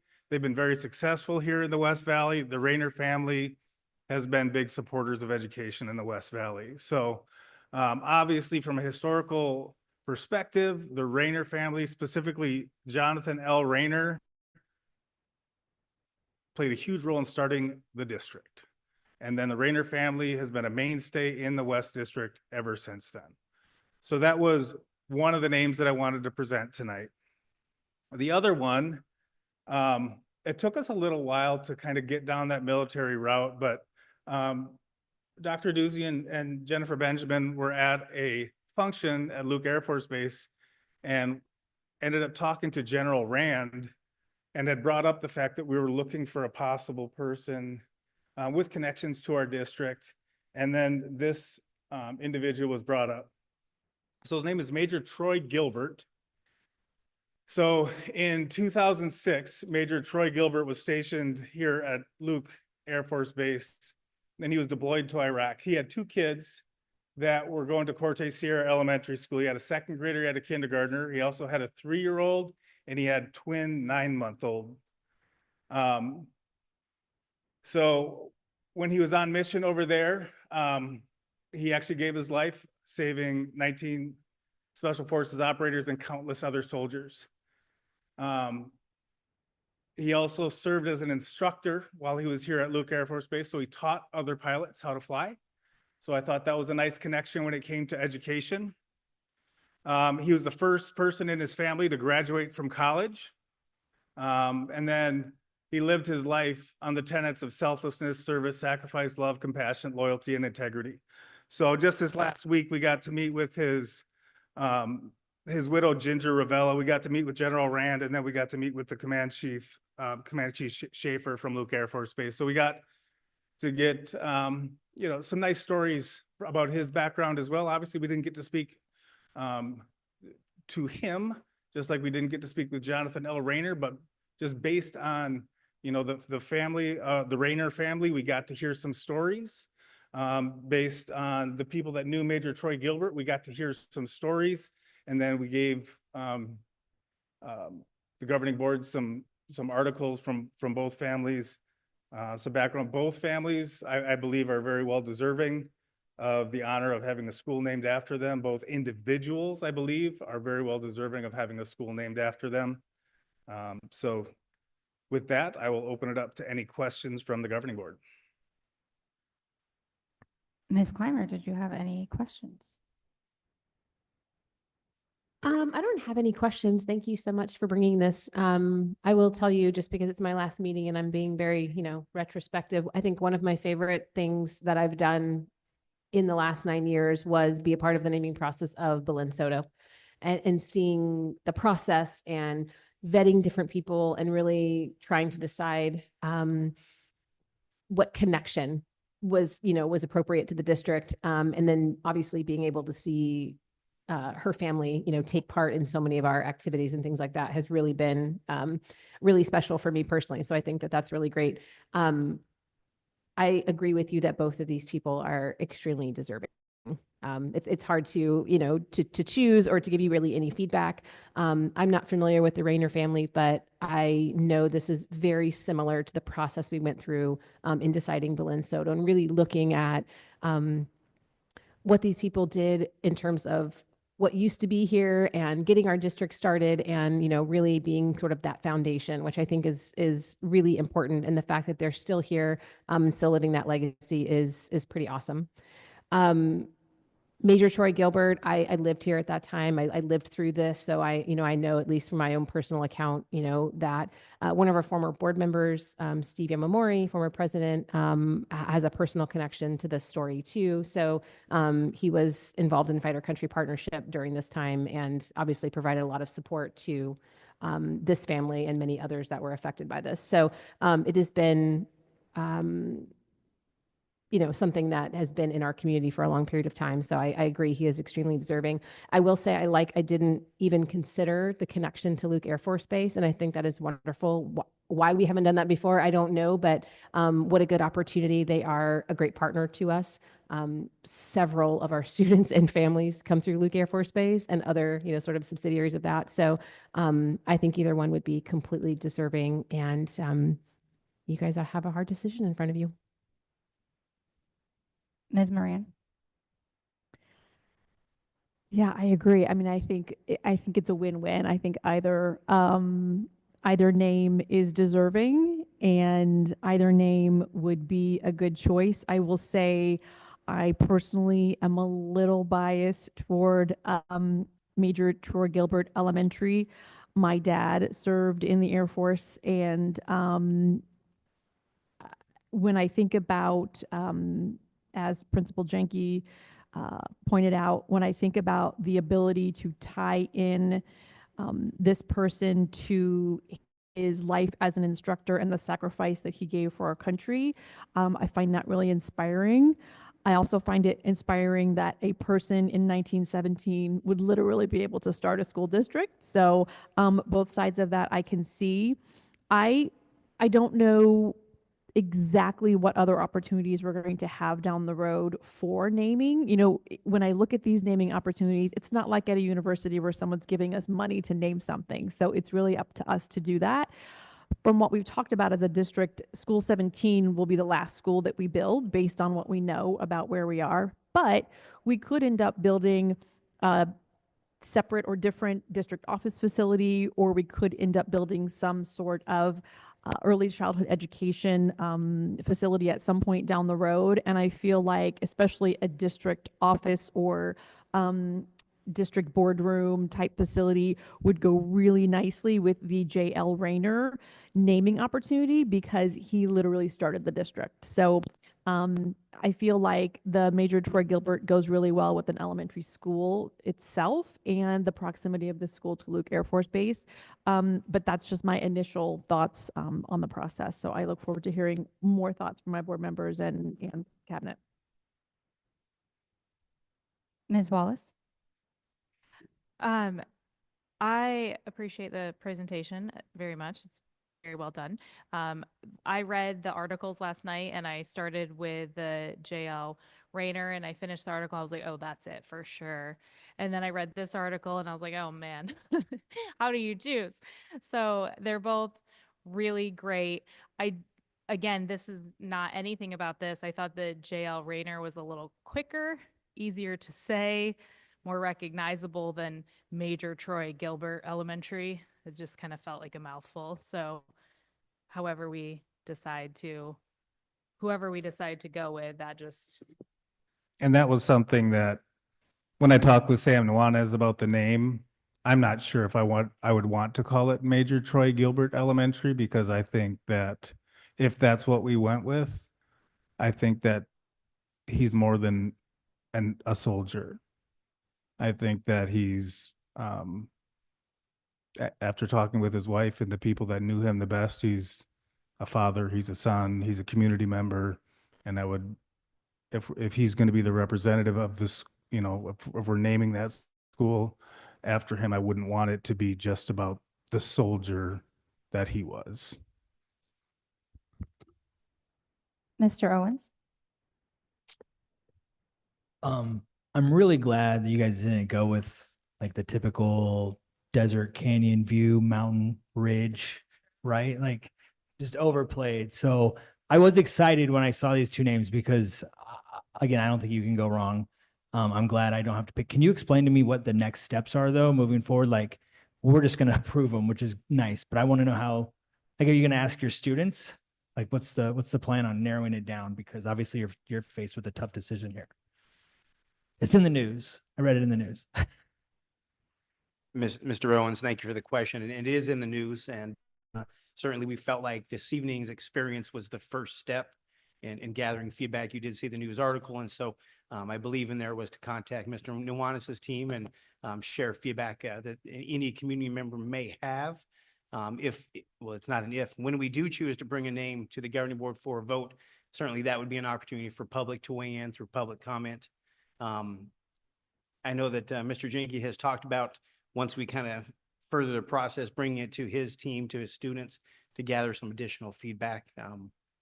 That's kind of where we are right now, and certainly would take any other ideas from the governing board. Yeah, I don't necessarily have any ideas other than, if any community members feel a certain way, definitely find a way to get that to either us or to the administration, Principal Jenke, just because one of the things that's cool is this does represent our district and our community. And so that's why I think, obviously with J.L. Rayner Elementary, that's a strong name of historical value, but with a lot of ties to the military and understanding the service and sacrifice that a lot of our service members experience, and having that close connection and that first connection to Luke Air Force Base, which plays a major role in our community. Again, very difficult decision, but two very earning, well-deserved names. And I think the mascot's going to be an easier decision. So. But I hope it's not going to be that dolphin that I saw on that photo. I do. No, we will. Agreed. We're not going to be the yeah. Dolphins. I Real- can. No dolphins. Real quick, just because my mother served on a school board for 20 years, and at Tolleson Elementary or Tolleson High School, there was a bathroom that was named after a board member. So if I can recommend maybe Danielle Clymer parking lot, at least I was just gonna say that I we love need to have that. a parking lot dedicated to Danielle Clymer. I appreciate that you said parking lot and not bathroom, so thank you very much. Maybe at least a reserved parking spot. I don't know. There you go. I love the fact that our district goes above and beyond when we're looking at these names and that we make them mean something.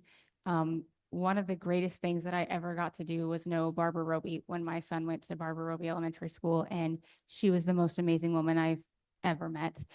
She was this little old lady, would help put together our Roby rodeos we did every year. And it was just incredible to like watch her and try to tell her she can't carry all the big heavy tables. And she'd argue with you. Yes, I can. So I love that we do that. And I agree with my other board members that we don't want that generic name. That's not who we are. And that doesn't reflect this district and what's important to us by doing that. Both these people are incredible individuals, and our school would be a great place to name either one of them after. So it is a hard decision. I do want to make sure we're getting community input, however we're going to do it. When we are deciding, when we're voting, it will be very important to me to know what feedback we get from the community as a whole.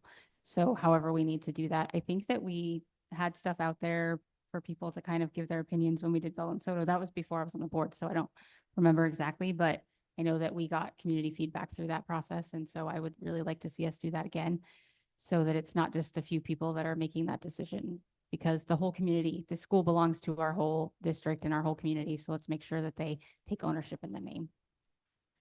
Otherwise, I really appreciate this information you shared. It was a lot of stuff, and it sounds like you're very busy, Mr. Ensign, over there. And also Mr. Jenke with running your current school and trying to help build this new school. That's a lot. So thank you guys for putting this together for us, though. What do you need from us to move forward? I'm hearing nothing, which is right. I know. I feel like that they're saying awesome. nothing, but Madam President, at this point in time, just we appreciate your support for all this work.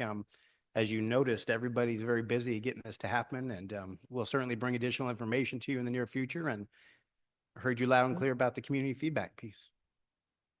well, thank you you. again.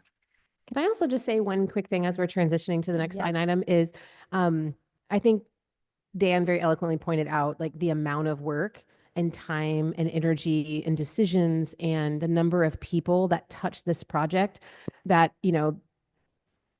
me included, but several people are like, why isn't this just going faster? Like just open the doors, right? Just start building. And I think it's really important that we've had so many steps along the way where we have interviewed architects, we have gone through the design process, we have opened this up to the community, we have done all of these steps so that it's transparent how this process works and that all of the decisions can be very thoughtfully made versus just rushing through the process. So, I mean, as you can see, all of the different decisions and project pages and all of the things that Dana's went through, they all come from people that are working really hard to make sure the school is as good as it possibly can and not go over budget, fingers crossed. So thanks to everyone involved. Okay, and with that, we are going to move on now to our next item for discussion, which is the Trust Model Policy, Chapter 4, pages 1 through 24. And this is going to be by Executive Director Satterfield. Good evening, Madam President, members of the Governing Board, Dr. Davidson and colleagues. I'd like to go through our first portion of Chapter 4 of the Trust Policy. As you can see on our commentary that we provided, on the first one, board authority to employ, we recommend no change to what was written in the trust policy. Also on procedure, board authority to employ background checks, we have no change to what's written in the policy. On number 102 for staff assignments, we'd like to recommend that we remove the wording or to pass or fail a pupil in a course in high school. Our rationale, of course, is that we are an elementary district only, and so we'd like to see that removed with your approval. The next item is our employee evaluations. We have a few recommendations there. The first one is that we would remove small letter B under definition of inadequate classroom performance, as we continue to focus on student achievement and also in our support of our teachers in the classroom. It's our perspective that quantifying developing as the basis for inadequacy, if we were to do so, that we inherently take away the opportunity for this rating to be perceived as an opportunity for growth, which is really how we understand developing, because our new people come in and they may not have all the skills, and so we will help them to develop those skills. The second recommendation we would have under employee evaluations is letter M. We'd like to keep the optional recommendation, striking the word waives and replacing it with may waive.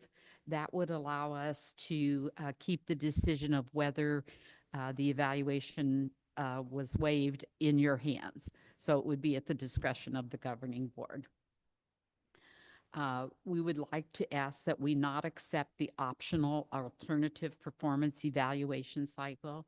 And once again, I just go back to our focus on student achievement and in our way of supporting our teachers in the classroom, as well as our current work on the evaluation tools, as you've asked us to do. We've begun that work, and the addition of an expedited alternative evaluation seems contrary to where we're going, because we want to build cascading evaluations that all have the similar focus, regardless of what category of employee you are. The last one in that area is we'd like to remove employees in the first year of employment may be evaluated 90 days after the first day of work. The removal of this sentence and the need for feedback to employees will be addressed. We're going to look at the language in our contract as well this year before we issue contracts and notice of appointments. And also that links directly with what we do with the evaluation tool. So in many school districts, they have a 90-day probationary period. our employees in that category are at will. And so we want to make sure that we have complete alignment of everything, that we have the proper language in our contract, and that we provide the support opportunity for our classified employees as well as we focus on retention. And we feel that making this change would be in the best interest at this particular point in time as we look at the policy. Can I have you pause for a moment before we move to the next one, just so that, since that's a bunch of stuff in that one, did anybody have any comments or questions up to now? Ms. Clymer? Yes, I have a question, page 8, I believe it's 4103. Yeah, 4103, the first one where we were removing the item B. Uh-huh. Can you just tell me more about that? I understand the concept of not wanting to have developing teachers think that there's not an opportunity to advance, et cetera. I understand that. But I guess what I would like to know is what is the time frame in which we would agree to or think would be typical for a teacher in that category to remain in that category. So for me, I see 3 years. I'm thinking if you're 3 years and you're still in the developing sort of bottom category of our thing, I think maybe it's appropriate to have a conversation at that point, right? That they've been developing for a period of time. So I'm just wondering, what is it the time frame issue, or is it the word developing in that category that's more of an issue? And how do we, if we don't have this in there, what are the opportunities to not rehire people or move people into situations if they are not a good fit? So in the first 3 years that a teacher is our employee, they're considered probationary. And so we have the opportunity, particularly if there are other circumstances that come up that are concerning, that aren't addressed, then we have the opportunity to not invite them back for the next year. I think the developing is kind of a fine line. I fully understand your point, because there has to be a point when developing is not any longer acceptable. To me, just thinking quickly here this evening, I would say within that first 3 years, if we weren't seeing them too effective in their categories, and they still could have possibly one area that they were developing in. I believe in the wording in the trust policy, I believe it talks about 3 developing or more. And we didn't have anything, when I reviewed our existing policy, we didn't have anything like that. And I did follow up and speak with Jennifer McLennan to ask her if there was any component of that I was missing, if I asked that you consider removing it. And she thought she was in agreement with us that to not have that in there was good, so that we could continue to promote the opportunity for growth, but also knowing that we're always cognizant of the probationary period. And you still, what I'm hearing you say is that you still have the opportunity to either move or reassign or not hire back if for some reason you don't think that movement is going to happen in a timely fashion to the next level. You still have opportunities even with this removed. I didn't completely hear what you said. I'm sorry. So you still have the opportunity to move, transfer, or not invite back teachers that aren't meeting the standard, even with this removed, I guess is what I'm asking, right? Yes. So on an individual case-by-case basis. Right. Yeah. Okay, understood. Thank you. Okay. Thank you for the question. Ms. Moran? On that same, I guess I don't clearly understand exactly how this is done, but basically you're saying we want developing to mean there are things that we are going to help you work on to improve, but ineffective is really the first step out the door. Right. And I think that, you know, when you talk about a first-year teacher who comes into the classroom, for them to come in and be even totally effective, I believe would be more unusual than the norm, because they still, while they've prepared themselves, they still have so many things to learn about the district that they come to, ours in this case, but they also have they have had practice, but it's been in a student teaching situation, so they always had someone there to support them. So I think we want to grow people. We want to have an environment that fosters learning and development. And so to me, it wouldn't be unusual for a new teacher to have developing. If you were to see a large number of developing, I think you would also see the ineffective, because I think that if you began to see a number of developing, that person could also have some areas that would be ineffective, which would lead us to the plan for performance improvement to show the support, and then hopefully provide the tools that they might need to move from that developing level to the effective, or maybe even to the highly effective. Understood. Thank you. Thank you. Ms. Wallace, did you have any questions? No questions. Thank you. Mr. Owens? I have none. Thank you. I do not either. You already answered them, so Thank you. we are good to move on to the next ones. Okay, so I believe we're on to 4-104, employee discipline. We do not have any recommended changes there. When we move to 4-105, employee termination, we would recommend the acceptance of the optional language under letters B and C regarding the issuance of a new written employment agreement. This supports the end of the term employees' notice of appointment, but allows the district to rehire a term employee in a timely manner to retain that employee based on supervisor's recommendation. So when someone is a term employee, their contract reflects that end date from whenever they started. So they've typically started later in the year. And then when we get to that point, their work agreement or their contract ends on that given date, but they don't have the opportunity of continued automatically. So we have to, in essence, rehire them. And so this would allow us to do that in a more timely manner so that we can, this is one more tool to help us with our retention. I think as we work through that, that's how I saw this. So I'd like to recommend that we accept that language so that it allows us to move more efficiently through that. Then under, should I ask, do we have any questions on that one? Okay. Then also under that one, under letter D in paragraph number 1, I'd like to ask that we consider removing an independent non-district employee hearing officer appointed by the board.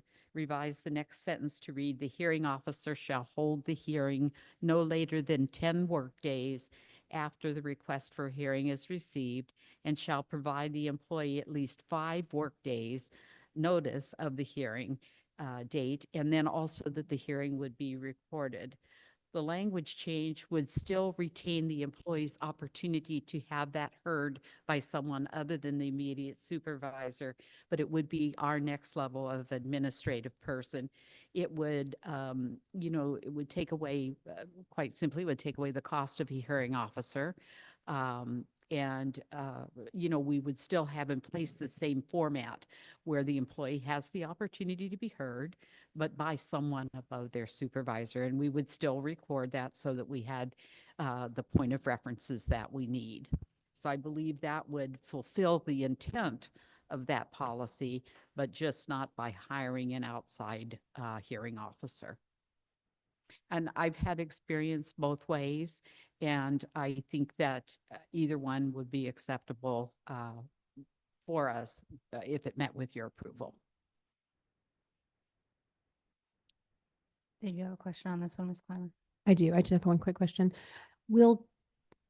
Is there or will there be training provided for administrators or supervisors that would fit into this role so that if they have never done this before or whatnot, they would understand what's expected of them, sort of what the policy states, and then, would have some support in terms of, obviously hearing officers do this all the time, but in terms of our employees, they might not. Is there training available that would get them up to speed? That would be my thought, that we would want to do that, and that we would actually have and work with our leaders at higher levels about actually the format we would follow in a hearing of this nature, about how the recording would take place, whether there was a need to transcribe the recording, who was entitled to receive the recording. So I would see it as a very structured training that we would provide. And I think that would be good for all of our leaders to be aware of that. And then if more is needed for those who would be in the position of hearing a case or a matter or concern, that we had provided them with what they needed. And I think that we could, my hope would be that we could always rely on HR for those supportive measures too, as well as, possibly even participating in the hearing, just ensuring the format and everything so that it's structured.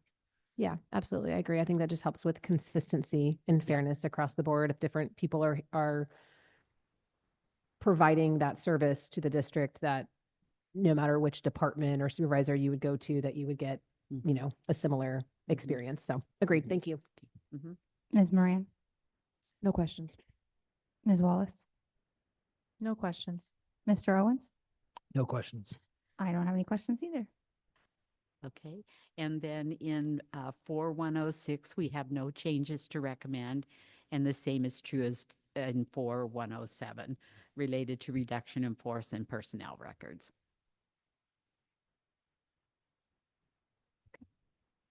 Okay, I think that's all of them. If anybody has anything else, otherwise we are good.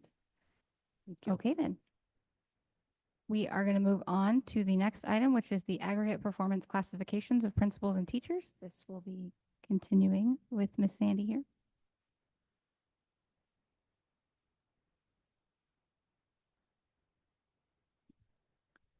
Okay, so what we've provided for you is what we report to the state each year on the results of our evaluation, our summative evaluation outcomes.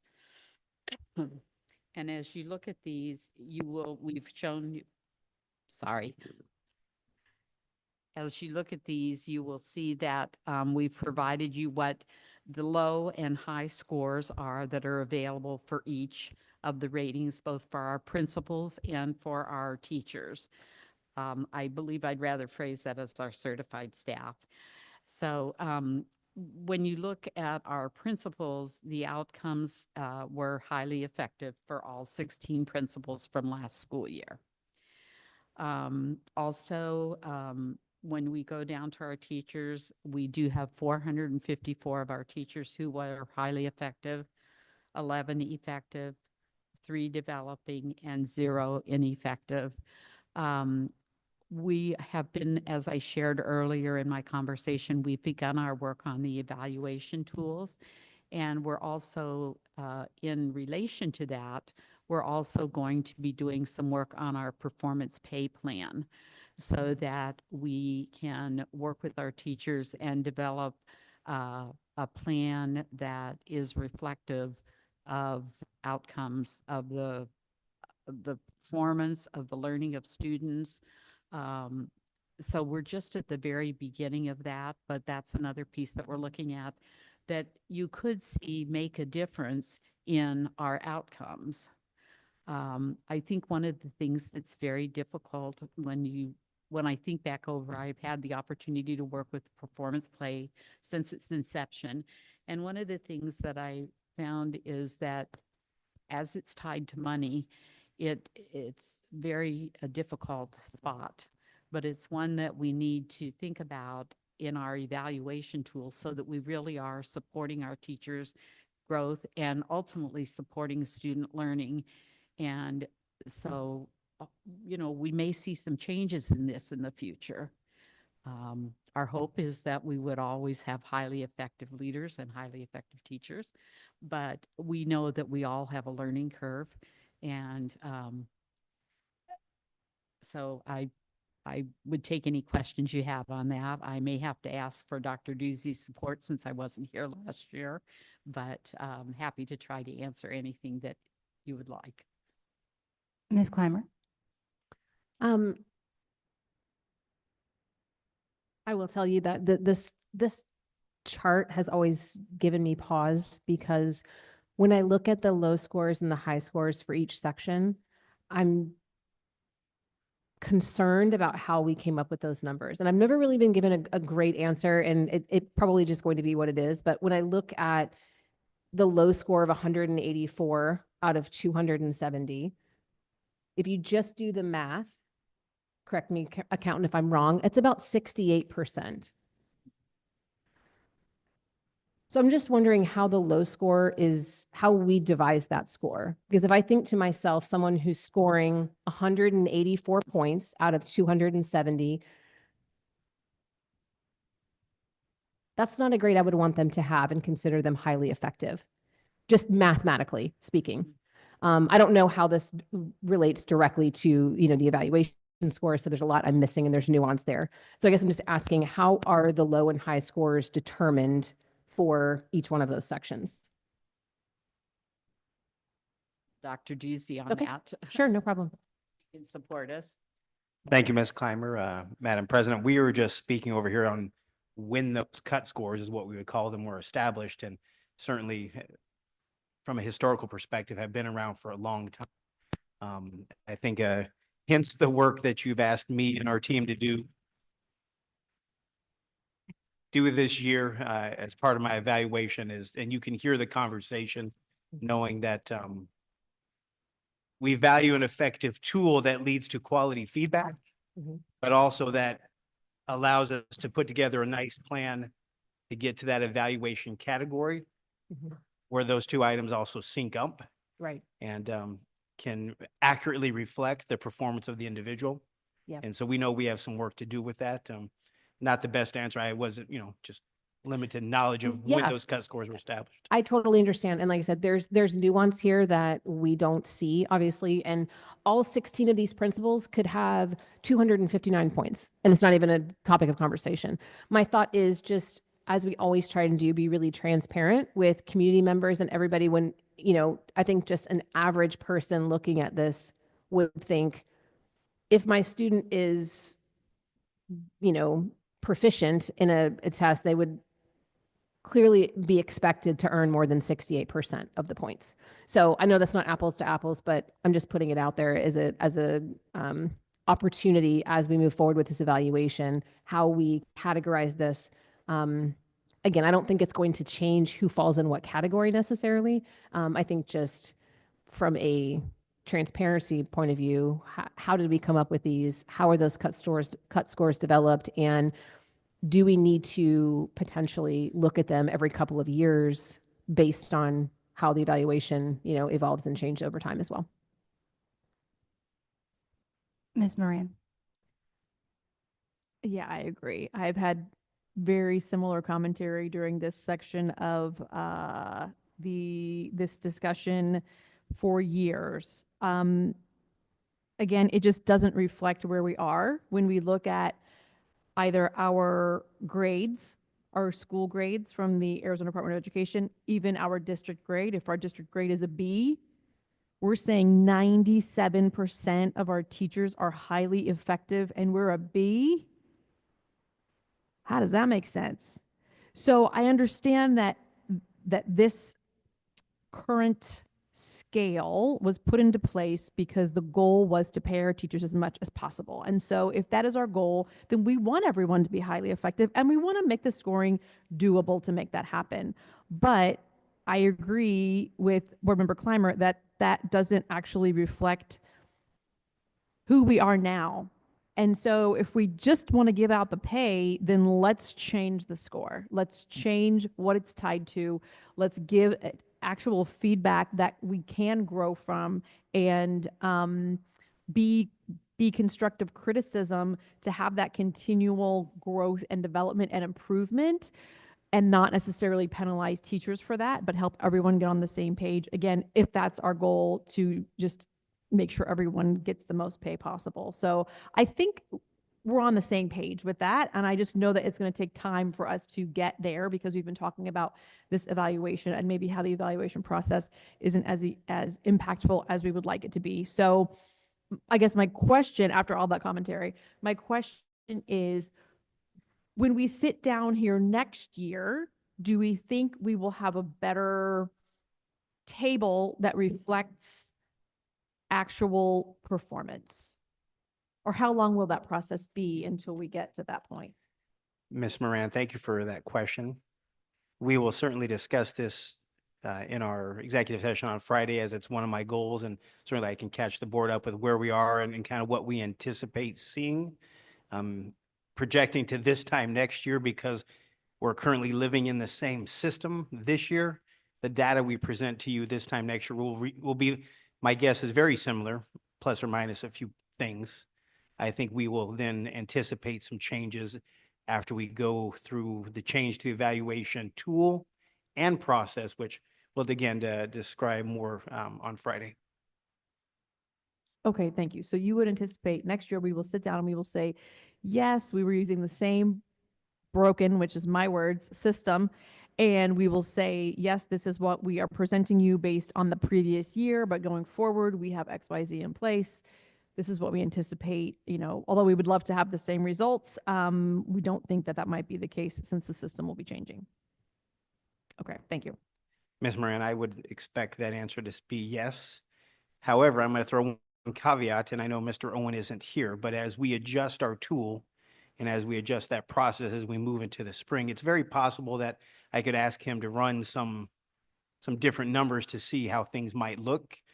Again, that's in our current tool though. So if the tool changes some, we would anticipate some different numbers, but we might be able to run some models. Thank you. Ms. Wallace? I don't really have a question, but I agree with the statements that were said. Well, I would love to be a district that has 454 highly effective teachers. It's truly not reasonable to believe that that's true, and no one is growing and developing and getting better from that. I absolutely don't want to pay teachers less if this is just about their pay, but it's not. The point of an evaluation is to grow and to better oneself, and to have 0 ineffective teachers and only 3 that are developing in the entire district is phenomenal, but maybe not an effective representation of growth that could be happening. So I'm very on board for creating an evaluation tool that helps teachers grow and better our students' experience in the classroom as well. Mr. Owens? Yeah, I don't think I can say what was said already any better.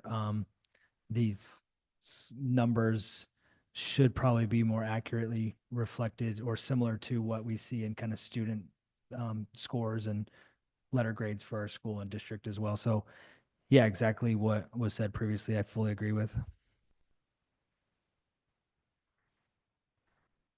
I just want to say that we were told that to expect a brand new teacher to not be developing is unrealistic. So we know we have a lot of new teachers. So this obviously doesn't accurately reflect what we were just talking about previously.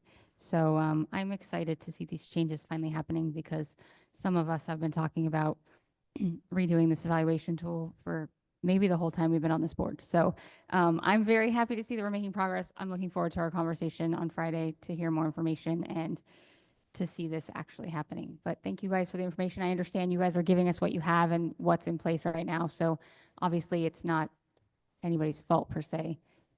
This is the same conversation we have every year when we get this information. So I'm sure we'll have it again next year if it has to look the same. So thank you guys. Can I add something else to the conversation?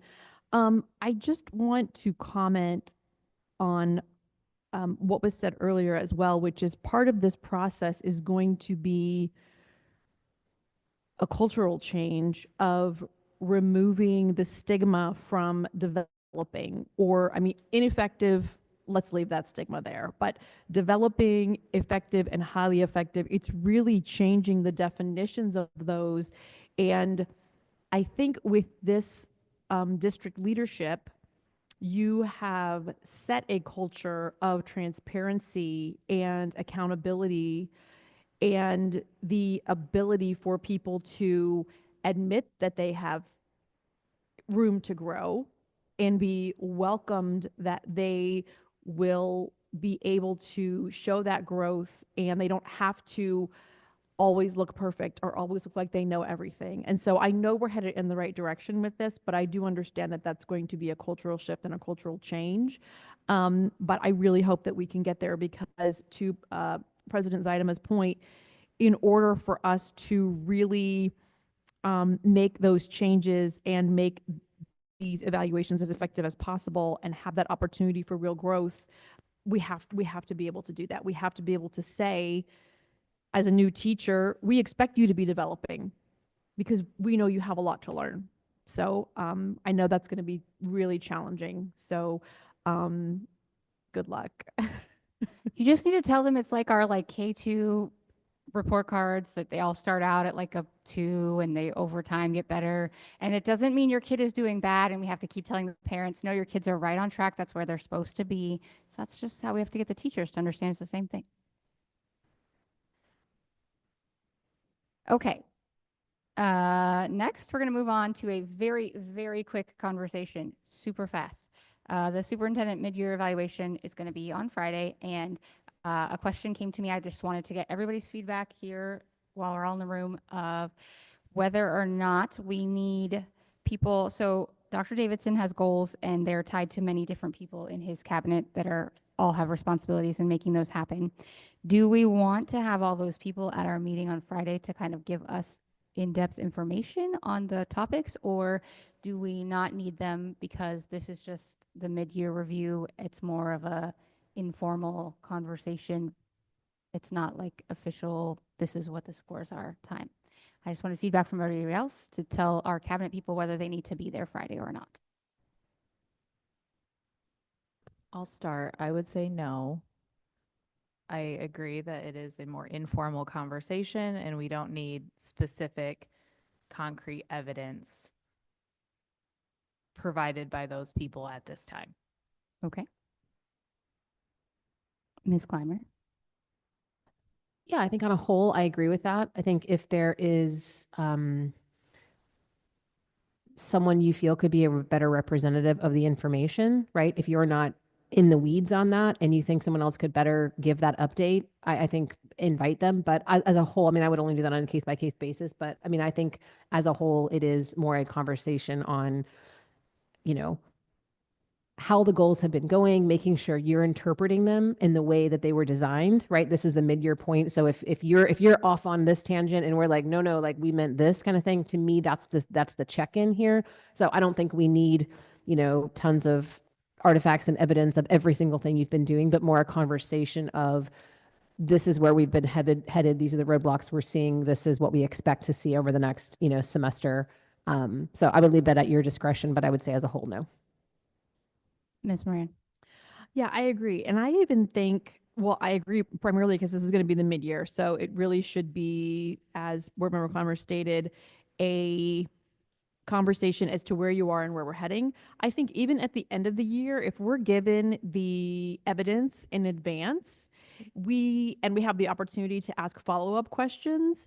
Maybe you would have, depending on who it is, a cabinet member or two available by phone. But everyone has jobs to do. So I don't want someone sitting there for 4 hours waiting in case the board has a question. We should be able to get our questions in advance if we get the evidence in advance to know what those follow-up questions might be. So that's, I think, a better use of everyone's time for the year-end review. But for this one, yeah, I think we go through the process and then maybe we learn more about things that we're going to want to know more about for the end of the year as well. Mr. Owens? Yeah, Executive Director Stone has to attend. No, I'm just kidding. Whoever, I agree. I don't think it's mission critical. I think we want to be, have a conversation. If there's anybody you think needs to be there to support or back up anything you want to present, sure. But I'd much rather do it quicker and more informal and save you all some time and let you get your Friday work done. And yeah. I am in agreement. I think that we're okay to just have that informal conversation. And I think that will lead us to know maybe more of what we need at the end of the year even. So that's kind of where I'm at. So if everybody's agree with that, that's great. We'll just plan on that. You all have your Friday to continue your work. Well, who thought Friday the 13th was a great day for Carter's first official evaluation? I don't think that was like some I great think planning on our that was part. that was Miss Contra over there. Okay, I did not do that, but we all voted and approved it. So I mean, I guess we have to We take did. some I mean, it went ownership through of many it. stages. I guess that's the only time we all had together was Friday the 13th. So should be fun. It's gonna be great. Ms. Okay. Clymer, just so you know, I'm going to be making that mark on Ms. Contra's evaluation. Just Okay, so President Zaidama, from a logistical standpoint for us board members, do we need to have anything prepared in advance for Friday's meeting? Okay, so what I would ask of everybody for that meeting is that you've gone through, we've received Dr. Davidson's self-evaluation. Go through it yourself and kind of think about where you are with things and bring that ready to go when we meet on Friday. I'm not collecting everybody's scores and stuff this time because this is really meant to be an informal conversation, but I do want to make sure you guys know where you feel he lies on all the different items. And then we can kind of use that as our jumping off point when we are going through the stuff in the meeting on Friday. It would have been sent out a few weeks ago. I think it was a separate email just with the stuff. But I bet Miss Contra can send it out again to everybody. Awesome. She will send it out to everybody again so that it makes it easier just to see it. But yeah, if you guys can just go through that before Friday, and then we will try to be as efficient with our time as possible that day. I do know Ms. Wallace has a hard stop time, so we're going to try to get done by 11 is my goal, actually. So if anybody else, does anybody else have anything else on this topic? No. Okay, well then we are going to move on to reports. We'll start with Dr. Davidson. Thank you, Madam President. We'll start by wishing our board, our staff, and our students and community a happy holiday season. My hope is that all find time to relax, reflect, and prepare for the upcoming year of 2025. We'll also give a shout out to our students and staff for their efforts during this mid-year assessment time. We're excited to see all that our students are learning. And, we can reflect a little bit as well from the beginning of this meeting. How about those kids? It was fun to celebrate our students this evening. Also, a big congratulations goes out to our 3 teachers who either earned their national board certification or maintained their certificate.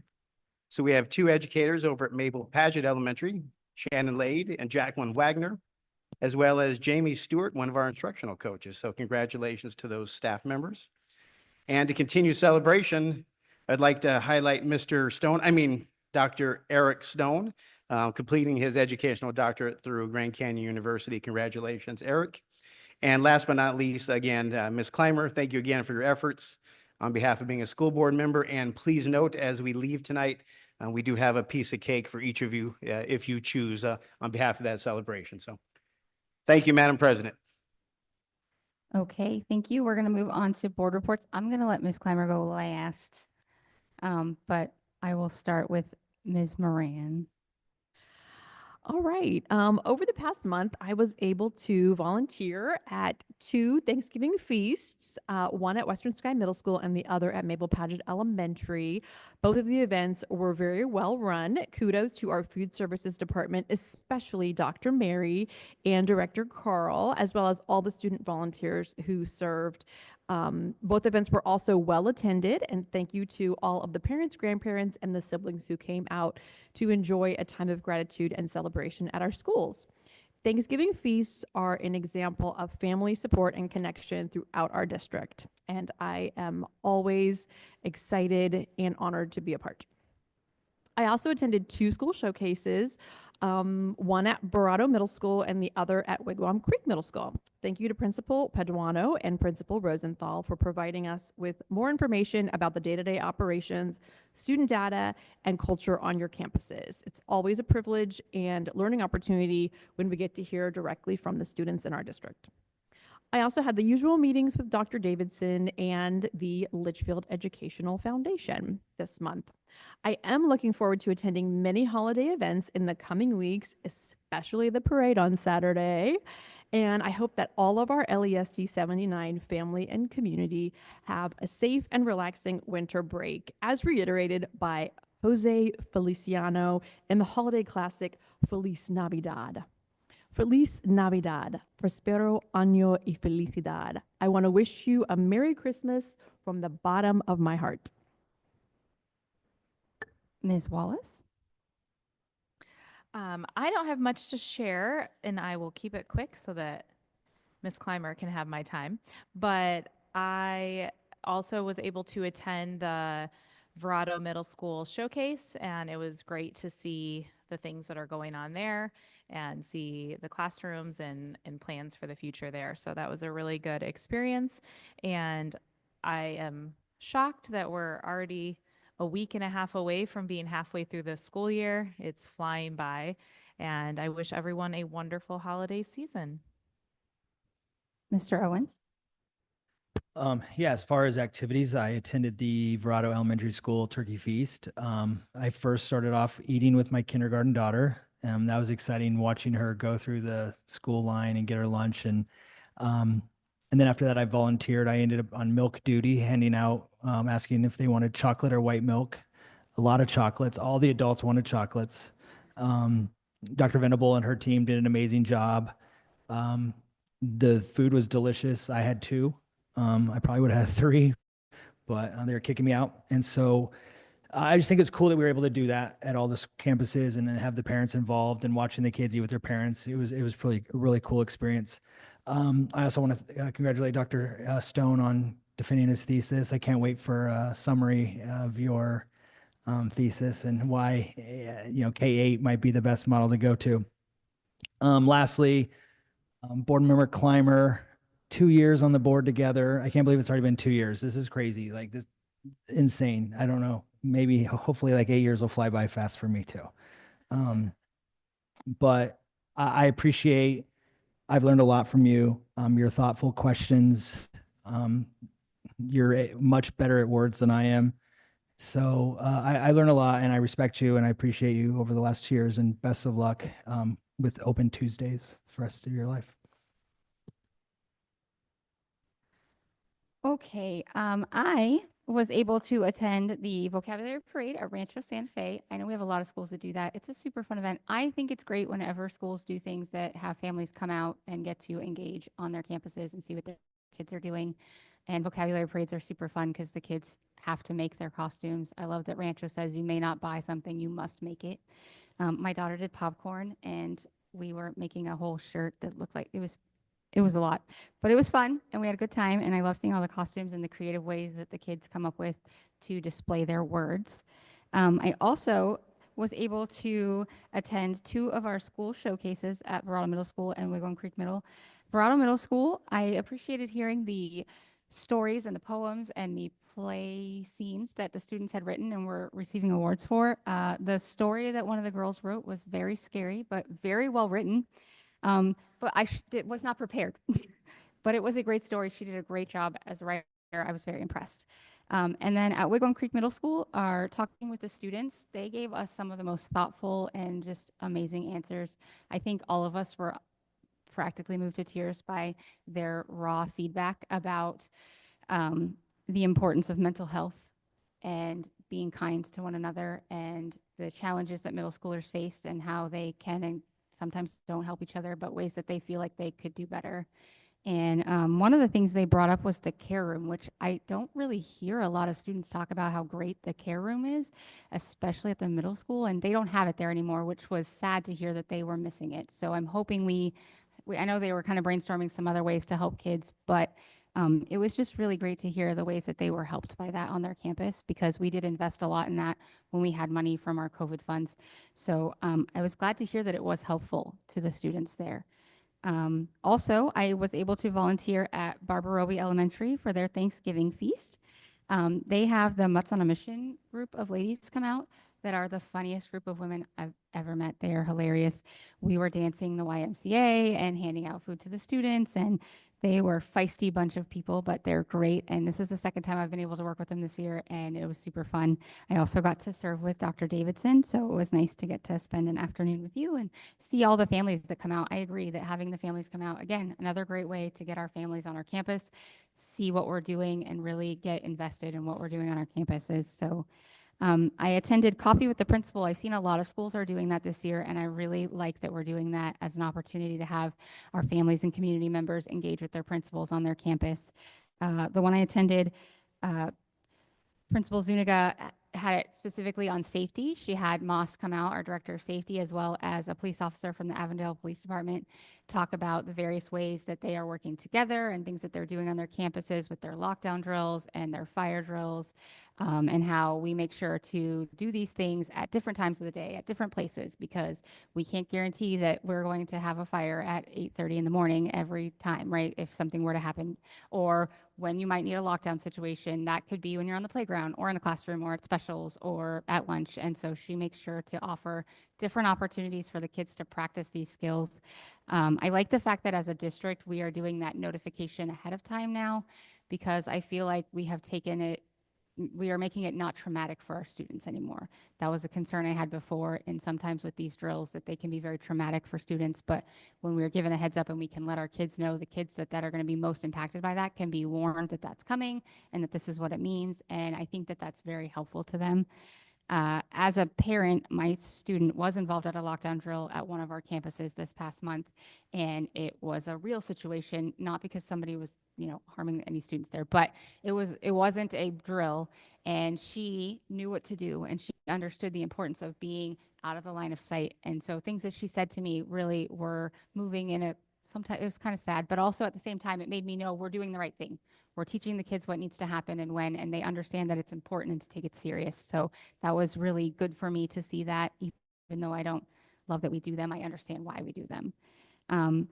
I also yesterday was able to go to have my oath of office as along with Michelle Wallace and Scott Mikes, who are going to be our 3 new and continuing board members. Thank you to the admin team that was able to come out and be there to support us. It was a good event. I will miss Superintendent Watson being in charge of that department when he leaves, but I did appreciate, like I said earlier, his comments about how our most important constituents are the students. And so it was a reminder to me of why I am here. I am here for the kids. I do that always. For me, students and what's best for them is at the forefront of every decision that I make up here, and every vote that I do, I'm always considering what's in the best interest of students. And I appreciate serving with a group of people that all feel the same way. I will miss Ms. Clymer being on our board as she leaves us, but I'm excited for our new board member coming on and what's to come. And I do wish all our families and our staff a happy holidays as we head into that time. I agree. How are we halfway through the school year? That's kind of crazy. With that, I'm going to let Ms. Clymer round us out here. This is my final board report, so I get extra time just because this is the last time you ever have to hear it. So buckle up, people. First, I do want to start out by saying I was not able to attend Thanksgiving feast just due to work scheduling this year, and I really missed it. I really missed like being on the campuses. The food is delicious, I will say, Ryan. I totally agree. It's actually very good. And just seeing families come together, and you have grandparents and siblings and aunts and uncles and all kinds of different people. So I missed that this year, but thank you so much to the food service department and everyone else that organizes that for our families. I think it is really impactful and a good way for us to engage. And I want to say thank you to Principal Rosenthal and her amazing staff at Wigwam Creek for hosting our recent school showcase. I always enjoy hearing academic progress and how the school is doing. But in this case, hearing directly from the students, as we've heard earlier, was so impactful. They were such an impressive group of young people. And I think it just gives me hope. And I hope, other people that are lucky enough to be able to hear them speak about their experience in middle school really understand the challenges that our students go through every day, that our families are dealing with at home, that our teachers are dealing with kids in the classroom, and to just be kind and gentle with that age group, especially because it is very delicate and can be challenging. Okay, so that's the official board report. So here's the real meat on the bone. I typed this out because I knew I can talk off the cuff, and if you think this is long, my off the cuff is way longer. So you're welcome in advance for typing this out. You guys are gonna miss my jokes, I tell you. I hope Scott is as funny as I am. Okay. All right, so I just want to take a few minutes, right, to share some thoughts as I celebrate my last public board meeting tonight. I wrote and rewrote this report a few times, trying to figure out how to squeeze everything that I have loved about the last 9 years into just a few lines. The accomplishments, the learning and growth I've experienced, the things I'm most proud of. As with most really important things, words just don't seem to do it justice. I've opted to keep things brief, in Danielle's terms, but I'd like to share a few of my thoughts as I close out this chapter. First is gratitude. I'm so very grateful for this experience that was given to me by the voters, our district, our students and families, and my fellow board members. I leave here tonight with a full heart, truly feeling grateful for the people I have met, the memories I have made, and the lessons that I have learned. It is with heartfelt gratitude that I say thank you. Number 2 is growth. This job has pushed me in so many ways. I have learned to navigate difficult times and to find common ground. I have learned that things aren't always what they seem, so always assume positive intent. I have learned there are very special people that dedicate their life to public education, and I've been lucky enough to work with so many of them. And probably most importantly, I have learned to stay calm, to trust in my colleagues, and always go the extra mile because I've never regretted it. Friendships. One of the perks I didn't plan on in this job was the friendships that I made along the way. I find the people that make up this district at all levels to be kind, compassionate, enthusiastic, and full of life. And I walk away tonight with lifelong friends and colleagues that I will continue to cheer on for many, many years to come. One of my primary goals when I accepted this governing board position appointment all those years ago was to leave LESD just a little better than how I found it. Well, this place has always been pretty amazing, but I do believe the district has made huge strides over the last 9 years, and I'm just really grateful I got to be a part of it. All the blood, sweat, and tears of our teachers and staff, administrators, board members, students, families, and everyone that makes up LESD should be so proud of our accomplishments and the fact that we did it together.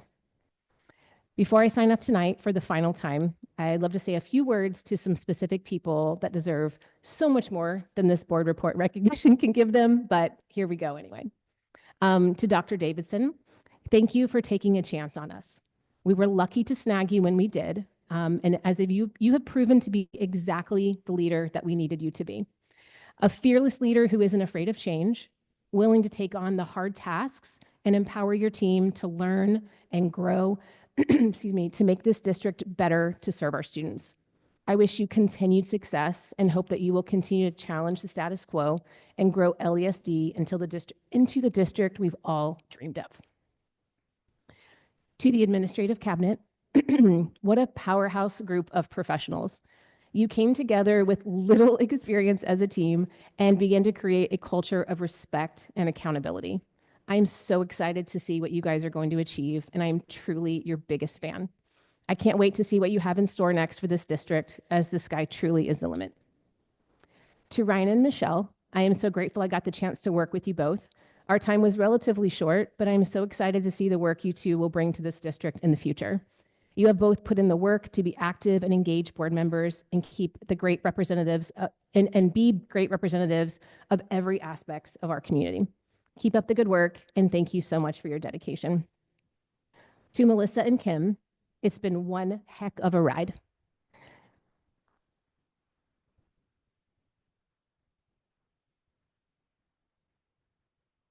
I don't have the right words to express my respect and admiration for you both. Your work ethic, your integrity, and your willingness to step into the fire only to come out stronger on the other side is remarkable. We've learned so much together. We've agreed, disagreed, and discussed until we were blue in the face, only to come out with solutions that were collaborative, constructive, and added values to our teachers, students, and families. Thank you just doesn't seem like enough. To Scott Mikes and our future governing board members that have the opportunity to sit up here, buckle up. The fun is just beginning. I'm so glad you've accepted this challenge. This has been one of the best experiences of my life. And remember, you will get out of this job what you put into it. So good luck. To our LESD community, teachers, staff, families, students, thank you for trusting me with one of our most precious resources, your children. You have allowed me to stand up for this community in ways I didn't know were possible. I have met you along the way in different places and spaces and will cherish those times as I move on to become a supportive community member who logs on to YouTube every Tuesday night. I am grateful for your trust over the years, and I hope I have served you well. So I've reviewed all the positive takeaways from my time here on the board, all the things I'm grateful for and all the positive memories I'm walking away with. There's one part of this job that is still important to recognize. There will always be naysayers.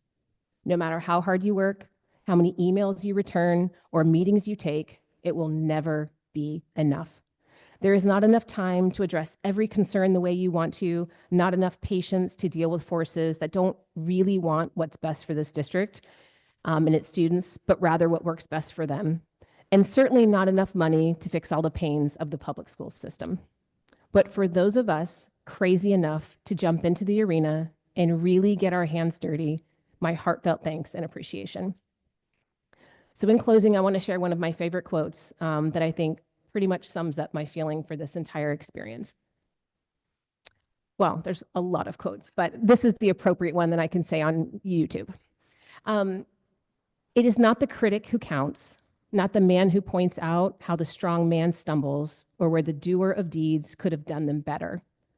The credit belongs to the man who is actually in the arena, whose face is marred by dust and sweat and blood, who strives valiantly, who errs, who comes up short again and again, but there is no effort without error and shortcoming, but who does actually strive to do the deeds, who knows great enthusiasms, the great devotions, who spends himself in a worthy cause, who at the best knows in the end the triumph of high achievement, and who at the worst, if he fails, at least fails while daring greatly, so that his place shall never be with those cold and timid souls who neither knew victory nor defeat.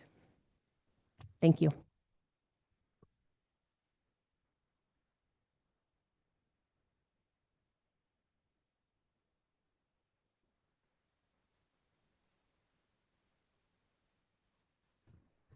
I'm going to beat Ryan to the punch. Are we ready? No, hold on. Thing, I have to, our administrator Oh, should yes. report Oh, to my you. gosh. I'm so sorry, administrators. Go ahead. Okay, so thank you to our administrators that turned in the reports. And I just wanted to do a shout out to Jenny Tassin from Transportation and looking at the fact that we literally have had hardly any routes canceled. So yay for transportation. Like that is amazing. And that's a testament to the work that her and her whole team are doing. So thank you, thank you, thank you. I mean, I as a parent can tell you my bus shows up on time every time, which never happened last year, the entire year. So woohoo. But thank you to everybody else that turned in the reports. We really appreciate them. Again, community members, read them. That's how you know all the ins and outs of what's going on in the district and all the good stuff and all the details. It's super great information. Thank you guys for turning it into us. We do appreciate them very much. And with that, I'm going to hopefully have Danielle make a motion tonight, if she can. I move to adjourn my final board meeting at LESD. I second that. Having a motion from Ms. Clymer and a second from Mr. Owens, I will call for the vote. Ms. Clymer? Yay. Ms. Moran? Yay. Ms. Wallace? Yay. Mr. Owens? Yay. I'm also a yay. Motion passes. This meeting is adjourned. Thank you for joining us tonight, guys.